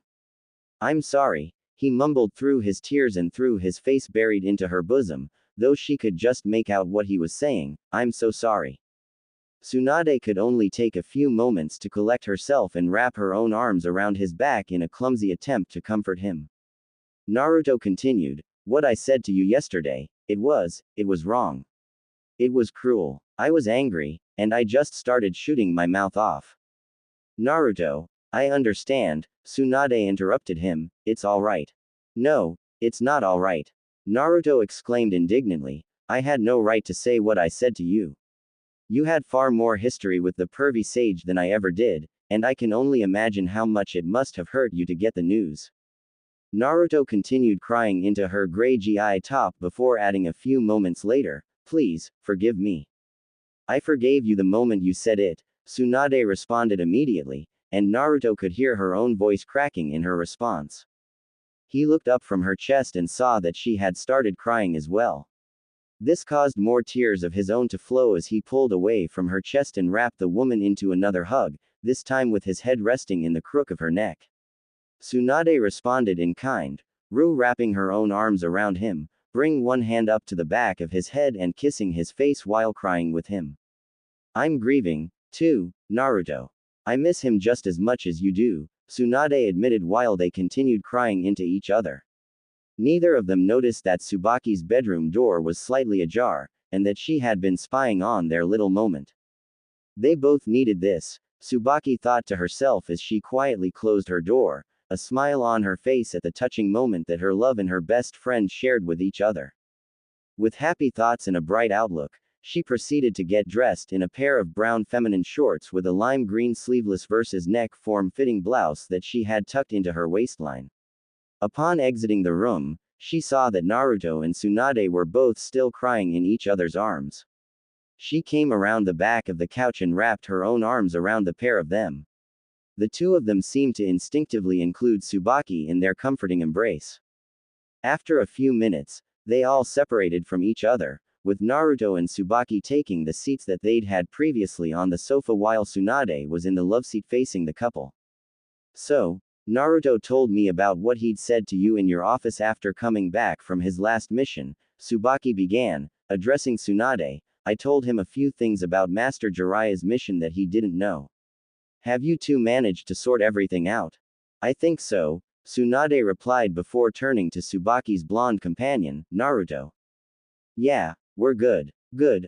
I'm glad to hear that, Tsubaki responded. So what exactly brought you here at this time in the morning, Tsunade? Your request for leave. Ever since you returned to duty, you've never taken a sick day or even a personal day, so I wanted to come by and find out what was wrong. Tsunade smirked before adding with a teasing chuckle and a mischievous glint in her eye, and to let you know, I approve your request, wholeheartedly. Both Naruto and Tsubaki blushed at this. Tsubaki chose to respond sheepishly. Well, while I appreciate that, that's really not the reason that I asked for the leave. She trailed off before adopting a more sober expression. I requested the leave mostly because I want to help Naruto through this in any way I can. Tsunade nodded understandingly at Tsubaki's answer, knowing that she was in a way uniquely qualified to help Naruto. Having lost her most precious person, her daughter, recently enough that the pain was still somewhat fresh, she knew, even better than Tsunade did, just what Naruto was going through, Naruto having lost the man who had been in many ways his most precious person. She could also see that, even beyond the obvious, Naruto and Tsubaki shared some kind of connection with each other.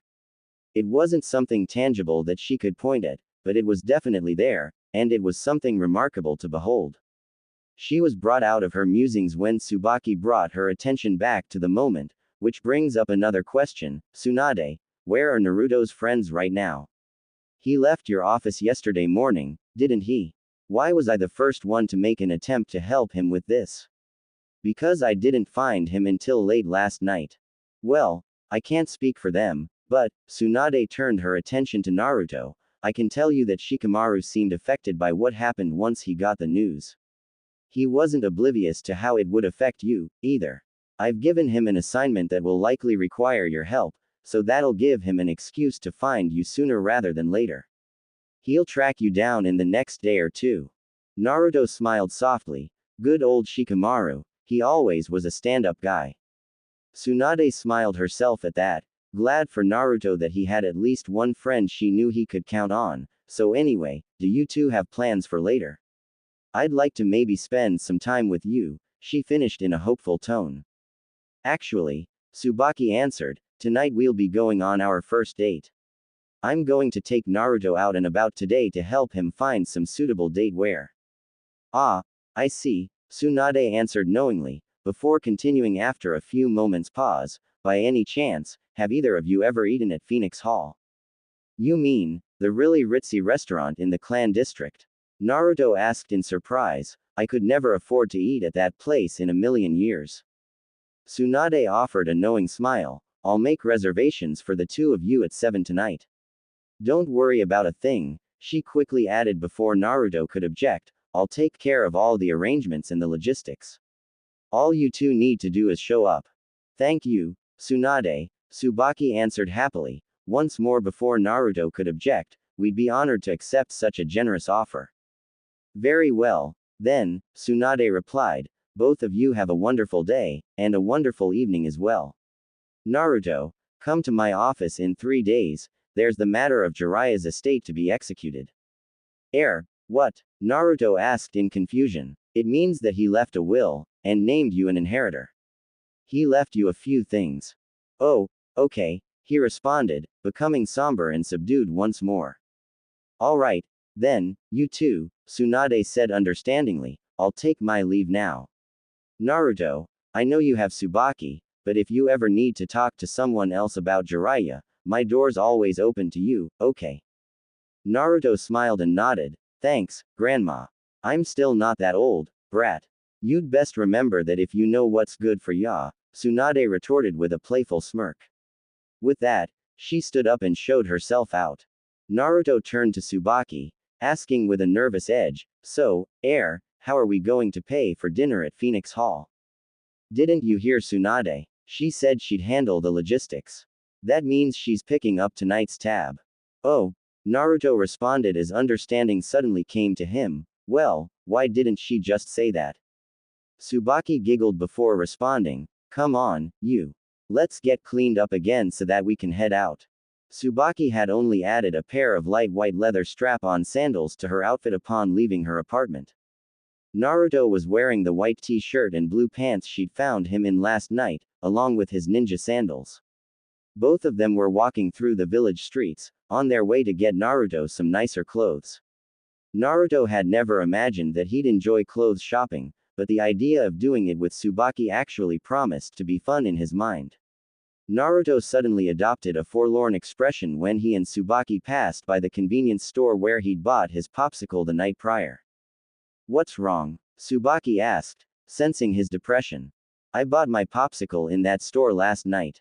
Tsubaki frowned thoughtfully at his response. "Naruto, what's the significance of that popsicle? I'm making a fairly educated guess here that there's a story behind it." He smiled sadly and looked downward slightly as he began to explain. "Yeah, there is.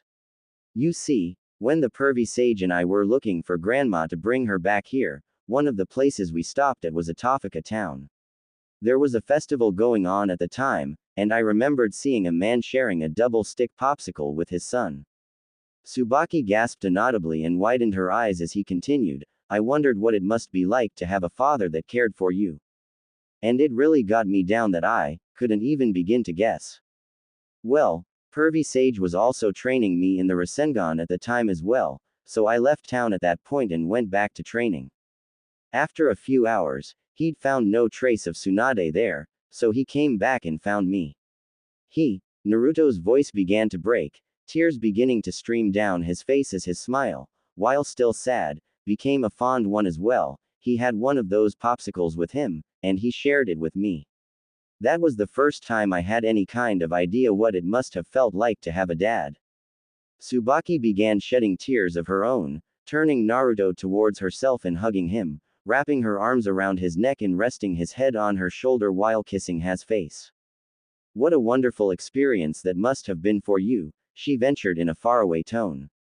After breaking the hug, Tsubaki suddenly had an idea. Grabbing his hand, she smiled and beckoned, "Come with me." He allowed her to lead him into the convenience store.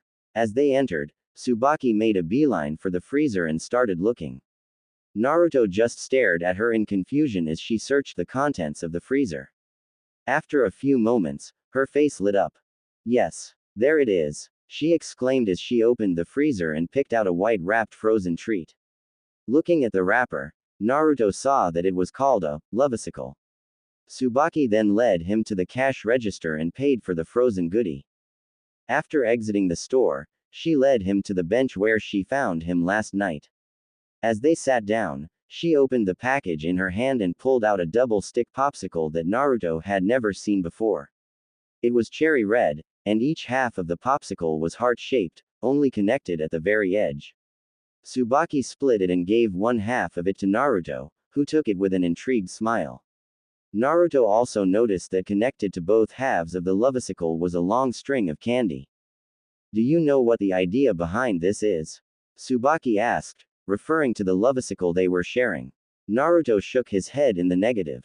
Tsubaki explained, "Well, the ends of the candy string are frozen inside each heart. When we're through eating the hearts, we start eating the candy string, and we meet in the middle, finishing the lovesicle with a kiss." Naruto smiled. "I like this thing already. Let's get started, then." They both started on their half of the lovesicle. Naruto noticed that the flavor of it was quite a bit richer and sweeter than the popsicles he and Jiraiya used to share. His tongue was flooded with sensations of a rich, sweet, tart, and concentrated raspberry flavor. After a few minutes, both had finished their hearts and started on the string. Tsubaki tried eating the string teasingly slowly, but Naruto just grinned and moved in to kiss his new girlfriend, the string into his mouth as he did so. While their lips were connected, Naruto pushed small amounts of the string into Tsubaki's mouth so that she could enjoy it, too. After 2 or so full minutes of having their lips locked together, they separated with a smile, Naruto breaking the string in the middle with a chomp before pulling away, both of them laughing together. They spent the rest of the morning just getting Naruto a few outfits that he could wear out that evening. Tsubaki liked surprises, so she helped him pick out several that he could choose from for the night, and even helped him pay for them. Once they were done, and Naruto had his outfits packed within several suit bags. They stored them into a sealing scroll that Tsubaki had brought along. Once finished, they decided to visit Ichiraku's for lunch, making their way with Tsubaki holding Naruto's arm in both of hers and leaning on it, both of them smiling wistfully. Along the way, they ran into someone that Tsubaki didn't expect to see. "So, that's how it is for you, now, huh?" asked a bitter, angry female voice. Naruto and Tsubaki both turned to see Abara. Tsubaki asked in surprise. "So you and him?" Abara continued, her tone still angry. "Is he your little boy toy, now?" "Lady, who the hell do you think you are talking to her like that?" Naruto objected loudly. "And just who the hell do you?" Tsubaki interrupted him by placing a gentle hand on his shoulder. Looking to Tsubaki, he saw her shaking her head at him. "Don't bother," she explained, "it's not worth it." "And what's that supposed to mean, huh?" Abara rounded on Tsubaki angrily. "It means, Abara," Tsubaki retorted, "that just because you're angry, hateful and miserable, it doesn't mean the rest of us have to be. What happened to you happened 16 years ago. I should know, because it happened to me as well, and it took just as much from me as it did from you. But that doesn't mean that I'm going to settle for the rest of my life being defined by that incident. As cruel as this may sound, get over it." Tsubaki began leading Naruto away, leaving a stunned and upset-looking Abara. She stopped briefly and turned around, addressing her former friend, "And to answer your question, no, he's not my boy toy. He's the man I'm involved in a loving, healthy adult relationship with. And I'm happy with him. I'm happier with him than I've ever been with anyone else." Abara's eyes widened in shock at that admission. Tsubaki led Naruto away once more, this time not bothering to stop and look back. Had she looked back, she would have seen the single tear that Abara shed at her words, bringing forth not only old wounds, but also a few new ones upon reflecting on the truth of her former friend's hard words. Once they'd gotten to Ichiraku's, they had both all but forgotten their encounter with Abara. All smiles once they got there. Tsuki greeted them, and then cheered loudly when he saw the indicators that told him what Naruto and Tsubaki's current relationship was. Ayame came around at her father's cheering, and seeing what he saw, she not only cheered for them, but she jumped the counter and tackled the pair of them in a tight hug, congratulating them heartily. After lunch, Tsubaki and Naruto parted ways, with Tsubaki telling Naruto to pick her up at home at 6:30. Tsubaki explained to Naruto that she wanted to surprise him tonight, and that she also wanted him to surprise her in some way. With that, she left him to do what he was going to do while she got a few things done herself. Naruto went home and spent some time depositing his outfits there. Unsealing them from the scroll, he looked over them and decided on a particular ensemble: a pastel orange shirt, a black tie, a dark brown jacket, tan khaki slacks and black loafers. After situating himself, he left his apartment to go to the Yamanaka flower shop. If this was his first date, he was going to do it right, and he was going to do it by jumping in with both feet. When he arrived there, Ino was there to greet him. "Good afternoon, welcome to the Yaman," she smiled upon seeing who entered. "Hi, Naruto, how are you?" "Hi, Ino, I'm good. How about you?" he asked with a smile. "I'm good, too. Hey listen." Her smile dropped as she began to express condolences. "We've all heard about what happened to Master Jiraiya. I'm so sorry." "Thanks, Ino," Naruto said with a sad smile. "I know now how you felt when you lost Asuma-sensei." His face dropped even more as he finished. "Naruto, you don't blame yourself for that, do you?" Ino asked in concern, her knowledge of the human mind and her ability to read people serving her well. "At times, I do. I sometimes think that Asuma-sensei died because the people who killed him were after me, but I know that he wouldn't want me to blame myself for it." His smile returned as he continued, "But I also know that he was protecting me as a comrade and as a fellow ninja of the leaf, and I know that he wouldn't want me blaming myself for it." Ino walked around to him and hugged him warmly, Naruto returning the sisterly hug she was giving him. "Good, because you're right, he wouldn't want you blaming yourself, and none of us blame you, either. The fault lies with the people who want what's not rightfully theirs. Remember that, okay?" "You bet, Ino. Thanks." he answered before adding enthusiastically, but let's talk about what I came here for. Got it. Ino smiled at his enthusiasm, so what can I do for you? Well, if you must know, Naruto leaned in and began to speak conspiratorially, knowing how much Ino loved gossip. My new girlfriend and I are going on our first real date tonight, and I want to get her some flowers. Your girlfriend? Asked Ino excitedly, so you and Tsubaki really are. Hey, wait a minute. Naruto interrupted, how did you know it was Tsubaki? Oh, I don't know, she began with a smirk. It could be that I've seen the two of you walking back and forth down the street all morning, smiling like a couple of complete goofs in love and lost in your own little world. Naruto laughed sheepishly and scratched the back of his head. Yeah, I guess that's a pretty dead giveaway. Ino laughed with him as she addressed his needs. Okay, then. We're going to give you a dozen red roses. That'll show her just how much you love her, she added teasingly, though by the way you two were acting with each other earlier, I don't think you need to show her. Naruto simply smiled and nodded. Ino sped away preparing an immaculate bouquet of roses for Naruto, adding several pink and white ones in with the dozen red that she originally had in mind. Naruto was very impressed with what Ino had produced for him. It further made his afternoon when she gave him a discount. She only charged him for the dozen red, and threw the extra pink and white roses into the bouquet on the house. After paying her and thanking her for her help, Naruto went on his way, heading back home to make final preparations for that night. Having spent most of his afternoon making sure he looked the best he could for his new girlfriend, he was satisfied with the end result. The biggest hurdle of it all was using the various gels and products so that he could smooth out his hair and slick it back. Deciding to forego his usual wild, rugged look for a more sophisticated image tonight, he had spent almost 2 hours just trying to tame his hair. Surprisingly, even to himself, he never got frustrated with the process, or with himself or his hair. He believed every painstaking minute to be worth the final outcome so that he could look his very best for the woman he'd fallen head over heels in love with. And now, at 6:30 on the dot, Naruto was at Tsubaki's front door, knocking on it to announce his arrival, his bouquet of roses in hand, ready to give to her. The door opened to reveal one of the most breathtaking sights Naruto had ever beheld. Naruto gasped and went wide-eyed at the visage of beauty before him, a flush creeping across his face. There she was, the woman he loved, completely made over in a way that he had to see to believe. Several locks of her hair were pinned to the side of her head in an effect that made her own hair look like tapered ribbons, while the remaining strands were clipped back across the top of her scalp towards the back. The rest of her hair cascaded down from those bindings in a series of waves and curls, showing off a fresh perm and styling. Her face was made up in very earthy tones.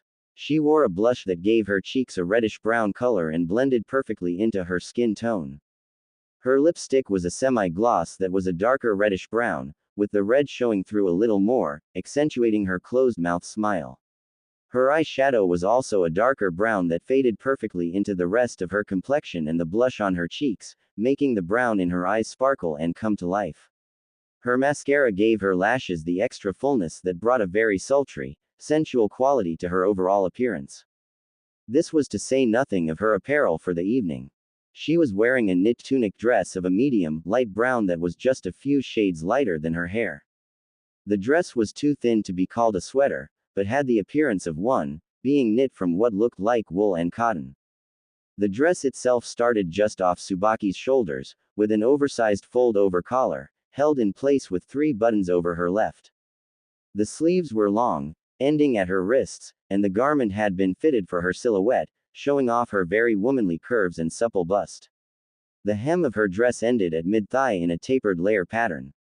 She was wearing black sheer stockings which flowed down into dark brown, black leather high-top boots, giving her a couple of inches height advantage over Naruto.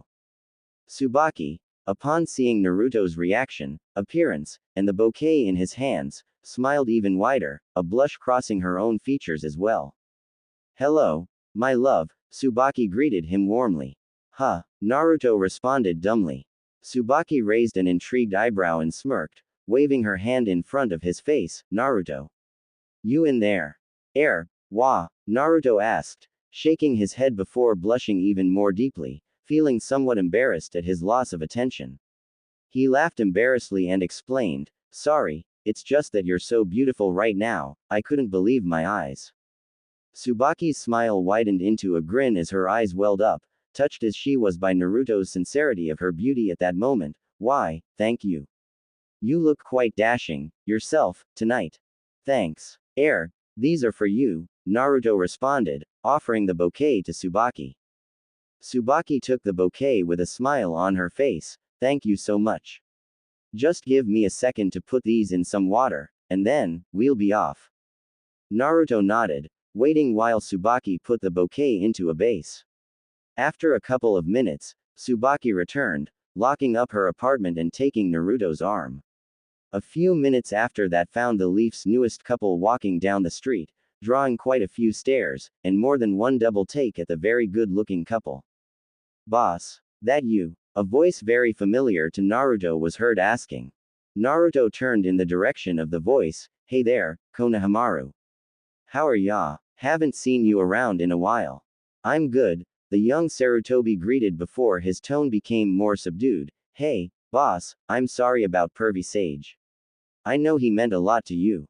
Naruto nodded and smiled softly. "Thanks, buddy, I appreciate that.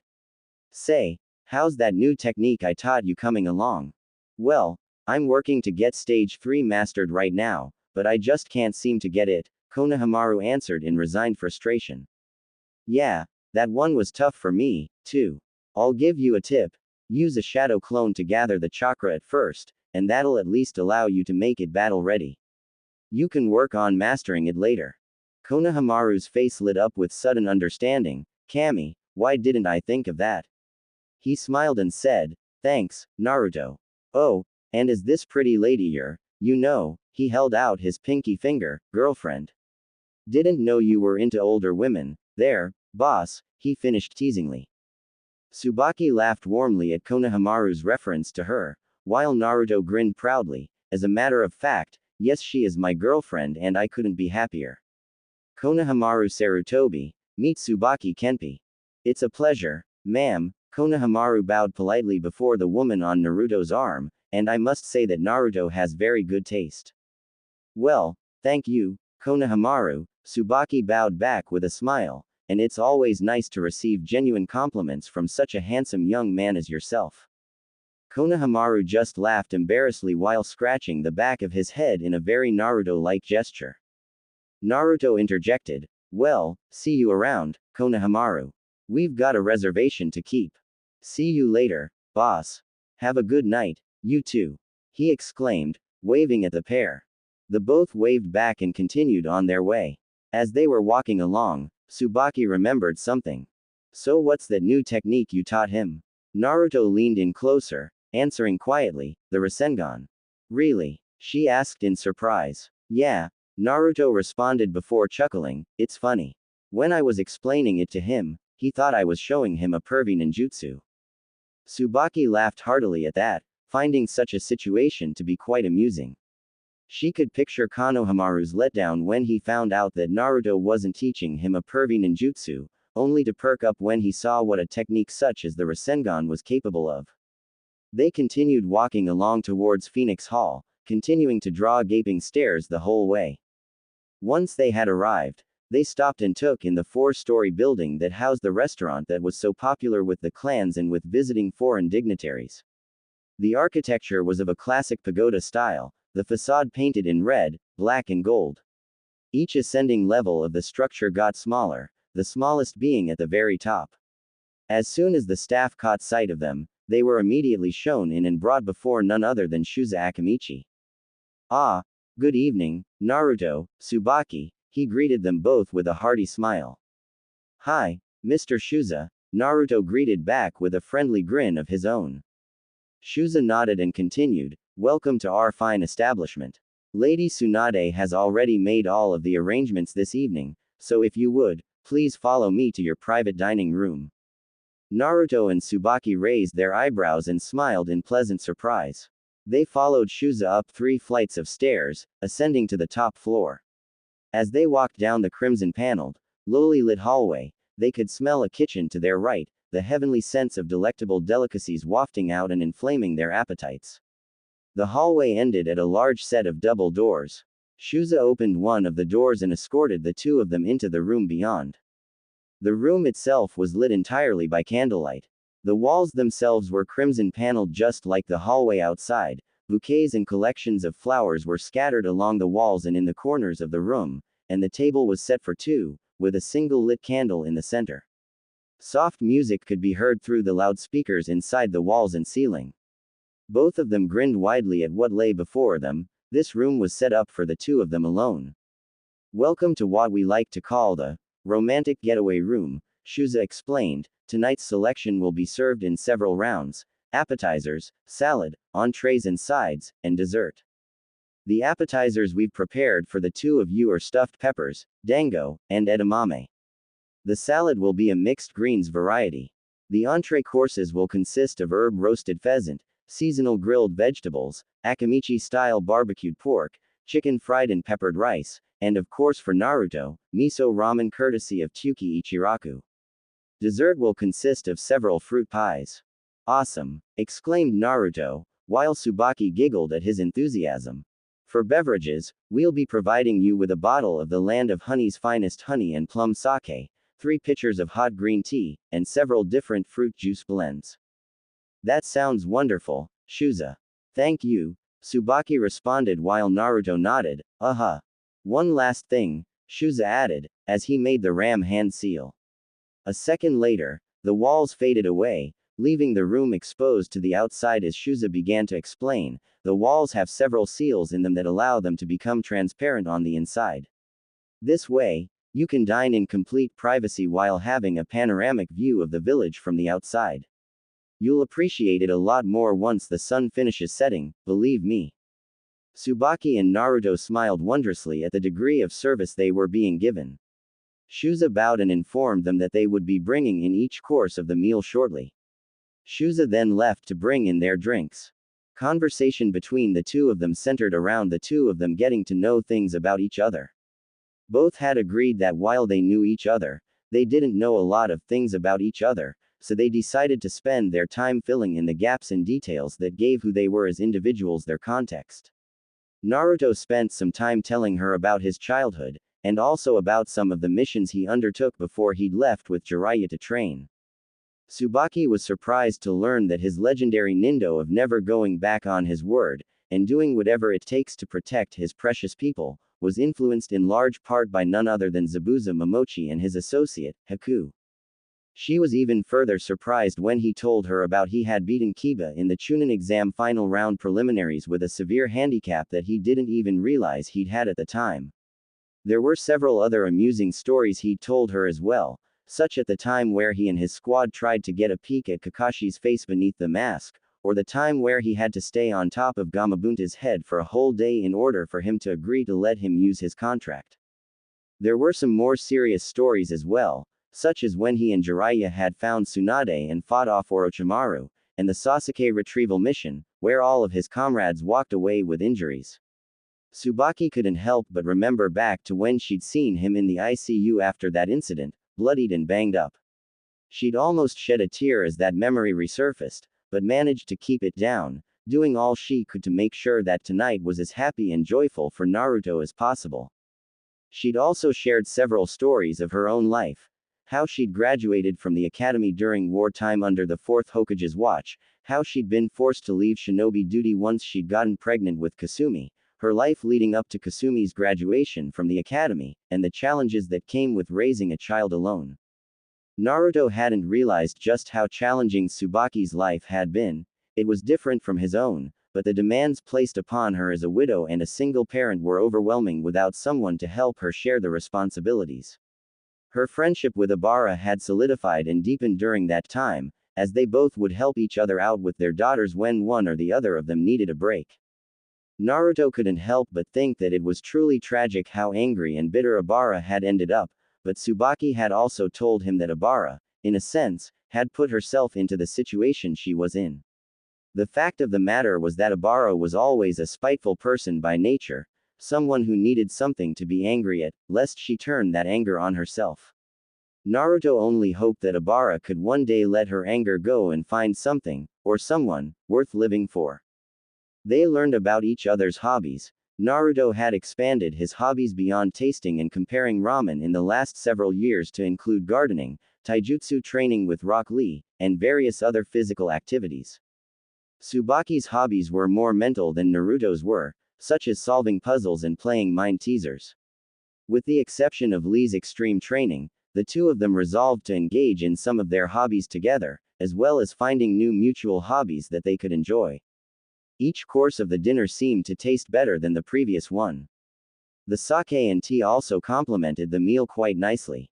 Shuza had actually taken it upon himself to serve them the meal, and had otherwise made himself as scarce as possible, giving the couple the greatest degree of privacy while ensuring that their every need was met.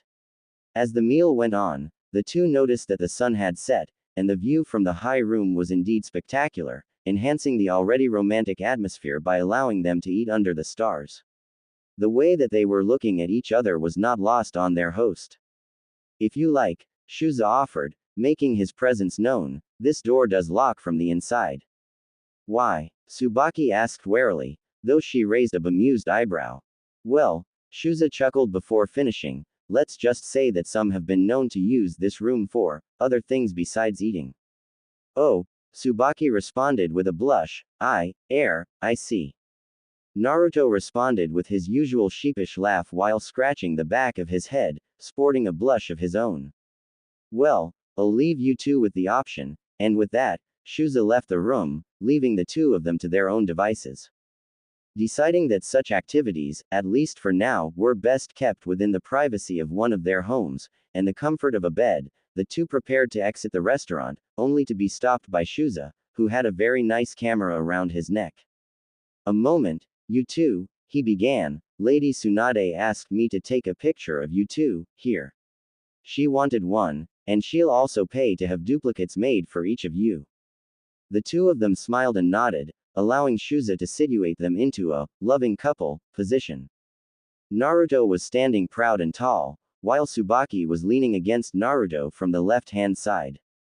Naruto's left arm was around her waist, while Tsubaki's right arm was around her shoulders, and her left arm was around his front, resting against his chest. Her head was turned to face the camera, and both of them sported happy smiles. Once Shuza had taken the picture, he told them that they would be ready by tomorrow morning and delivered to Tsunade's office. After this, they took their leave, thanking Shuza for the wonderful meal on the way out, and walking through the streets, making their way to one of the village's public parks. As they entered the park, Tsubaki gave a surprised squeak, immediately followed by an excited laugh as Naruto had picked her up without warning, scooping her into a bridal carry. Naruto proceeded to carry her through the park, showing off his lady to any and all present with a mile-wide grin on his face. As they continued through the park, Naruto asked, "So, how am I doing as a boyfriend, right now?"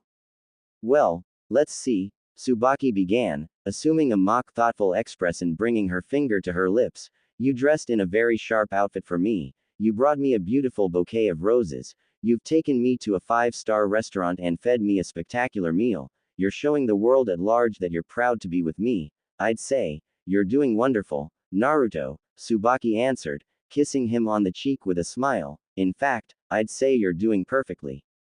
"That's good to know," Naruto replied with a grin. "And how am I doing as a girlfriend, by your estimation?" "Best I could ever ask for," Naruto exclaimed in his simple and direct manner, bringing forth a warm giggle from Tsubaki. "Naruto?" Another voice familiar to Naruto asked, bringing them out of their world and back into their surroundings. "Hey, Iruka-sensei," Naruto greeted his big brother figure. "Hey, how are you? I've been looking everywhere for you since last night." "Sorry about that, Iruka," Tsubaki responded, "he's been with me the whole time." "Okay. Actually, about that, what's the deal with you two, here? I'm his girlfriend, now." Iruka, dumbfounded, looked from Tsubaki to Naruto, who nodded, confirming her declaration. Iruka shook his head, as though trying to shake something off, before smiling. "Well, congratulations to the two of you, then. Though I have to confess to being a bit surprised, Naruto, I would have thought you'd be pursuing Sakura, still. Naruto simply grinned as he asked, Sakura who? Iruka laughed at that. Well, it's good to see that you're with someone who seems to care for you a great deal. There was a pause, before Iruka spoke up, Hey Tsubaki, do you mind if I steal him away for a couple of minutes? It'll be quick. Sure, Tsubaki answered, having a pretty good guess as to what he wanted to talk to Naruto about. Naruto, can you, a sappy, sweet pout crossed her features, carry me over to that bench over there? Anything for you, my princess, Naruto answered just as sweetly, causing Iruka to roll his eyes and smirk, as well. Naruto carried Tsubaki over to the bench that she indicated and gently and carefully sat her comfortably on it before walking back over to Iruka. So, what did you want to talk to me about, Iruka-sensei? Well, I heard about what happened to Master Jiraiya after you turned me down for ramen, yesterday, Iruka began in a subdued tone. I wanted to see how you were doing, but, his tone perked up a bit, well, for the most part, you seem to be doing okay, right now. Yeah, I am, Naruto responded, Tsubaki's been amazing. I'm glad she found me last night.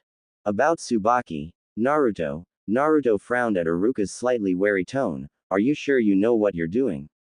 What do you mean? Naruto asked, confused. Well, I don't want to come off as though I don't approve, or that I don't support you or anything, but, isn't she a little old for you? Naruto adopted a thoughtful frown before nodding once, understanding Iruka's concern before beginning to diffuse it. She asked me the same thing earlier this morning. Iruka's eyebrows raised in surprise at this. She was actually concerned that she might hold me back in some way. Honestly, Iruka-sensei, she knows me, I know her. I can't really explain it, but I look into her eyes, and I know exactly what's going on in her head and in her heart. It's so strange because she does exactly the same thing with me. Iruka hummed in surprise before continuing, well, as long as you're okay, that's my main concern. And I'm glad you're happy. I don't think Master Jiraiya would want to see you down. He spoke of you so fondly. In fact, he once told me that he thought of you as his grandson. Naruto responded, you know it's funny, I thought of him more like a father than a grandfather, but yeah, I know he wouldn't want me to be down. Thanks for checking on me, Iruka-sensei. Sure thing, Naruto, Iruka responded warmly. Now, why don't you get back to your lady friend, over there? You bet. Good night. Good night. Both of them went their separate ways, Naruto to retrieve Tsubaki and continue on his way, Iruka on his way back home in the opposite direction. Naruto gently scooped Tsubaki back up and proceeded to take her home. So, what did he want?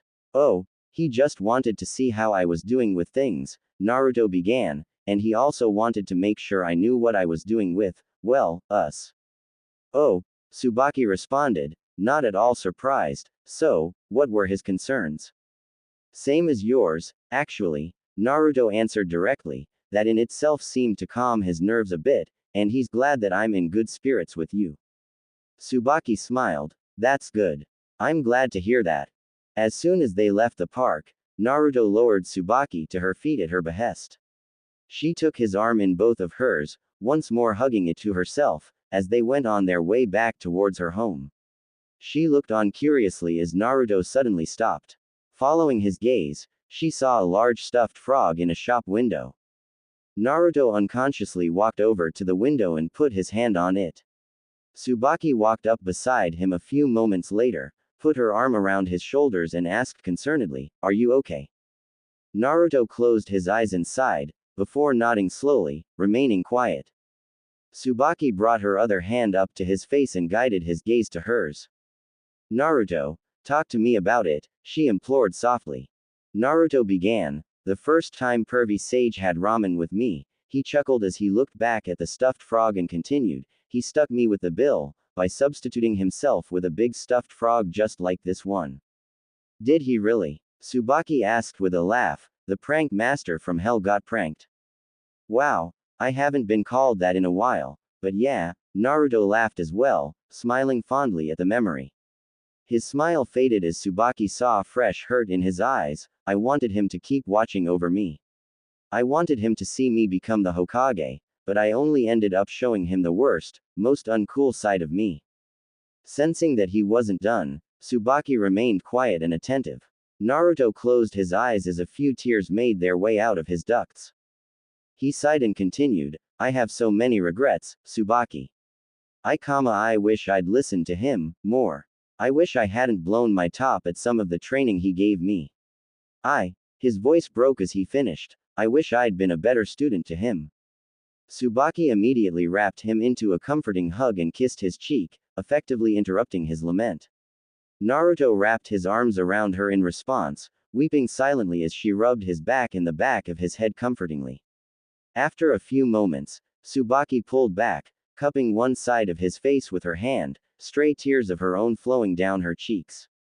Honey, listen to me, Tsubaki began, after I was made Tsunade's apprentice, I was in Tsunade's office when Master Jiraiya gave most of his reports to her about you, and he only had good things to say. An involuntary sob and hiccup came from Naruto's throat as he smiled at her words, touched by them. She continued, he had so much faith in you, and he considered you his greatest success. It wasn't the fourth Hokage who was his favorite student, it was you, because you're so much like him, in the areas that matter. You have his soul, you have his courage, and you've inherited his will. He truly believed that you would one day be a great Hokage, and I believe that too. Naruto gasped as his eyes went wide. Tsubaki smiled and pressed on, Master Jiraiya will always be watching over you. Even now, he's watching from somewhere. Her tone became a little lighter as she finished, I'll bet he's even doing research right now, and you and I are the current subjects of his research. Naruto couldn't help but laugh heartily at that, somehow, I wouldn't be surprised. Tsubaki laughed with him for a few moments before the laughter died down. Naruto, in good spirits once more, smiled serenely and softly responded, thank you, princess. I needed that. She smiled and kissed him once more, this time on the lips.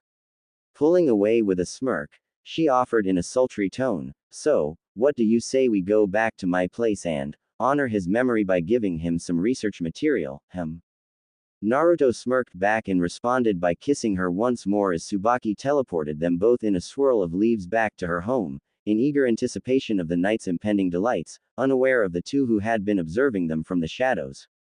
Hinata Hyuga didn't know what to think or do. She had seen Naruto sitting on that bench last night crying silently to himself. She was distraught, the source of her strength was faltering, and without it, she didn't know what to do. So she had done what she'd always done, silently encourage him in her thoughts. Naruto, you can pull through this, you can. You need to, I need you to. She had been more than shocked when Lady Tsunade's newest apprentice came to him and offered him all the comfort she could. And her heart broke when she saw Tsubaki kiss Naruto with such passionate force. To her surprise, she saw Naruto completely break down and allow himself to fall into that woman's embrace. She left after she saw that, unable to take any more. She couldn't take seeing her strength in such a frail, weak state, nor could she stomach the idea of him in another woman's arms. He was supposed to have an indomitable spirit. How could his strength fail him like that? Didn't he realize that she needed him? Seeing him again tonight brought some relief to her, though her distress was now replaced with some jealousy. She was glad to see him in better spirits, but why wasn't it her that was on his arm instead of that woman? She was so much older than he was, so what was she after in pursuing a man so much younger? Why did that woman want the man she loved, her strength? After they had vanished from the storefront where the stuffed frog was, Hinata began to make her way, intent on confronting the woman about her relationship with her hero at the soonest possible opportunity. She knew that she would likely be at Tsunade's office at some point, and she had some business with the Hokage anyway. There was a good chance that they'd bump into each other there sometime tomorrow. Sakura Haruno walked back to her home as well, having observed Naruto and Tsubaki from a different vantage point than Hinata. She found herself feeling quite angry at what she'd seen. Who did Naruto think he was, letting Tsubaki Kenpi of all people hang all over him like that? Who did Tsubaki think she was, thinking she had the right to hang all over him? Tsubaki, the woman who had cost Sakura her apprenticeship with the Hokage. Tsubaki, the woman who had estranged her from her teammate. Tsubaki, the woman who had taken both her teammate and her apprenticeship from her. Who did she think she was? Sakura had found herself growing more and more frustrated and angrier at the world now that her vent had been taken from her. She couldn't hit anyone else. Nobody would have taken it the way Naruto did, and from what she'd learned about the injuries she inflicted on him, nobody else could take it, either. This caused her anger and jealousy to be tinged with regret as well. What am I thinking? I don't have the right to inflict those kinds of injuries on anybody. But I'm still majorly pissed off at the two of them for everything that's happened to me, cha. Her feelings conflicting with what she knew to be right in her head, she realized that she would need someone to talk to about this. Ino. No, Ino wouldn't understand. Kakashi-sensei. No, he simply wouldn't care. Would Lady Tsunade take the time to listen to me? I'll stop by her office tomorrow. Besides, if Tsubaki had ulterior motives about getting me removed from Naruto's room, and for having my apprenticeship terminated, she needs to know about it. She continued on her way home, resolving to stop by the Hokage's office tomorrow to talk about her feelings and express her concerns to Lady Tsunade, and hopefully be able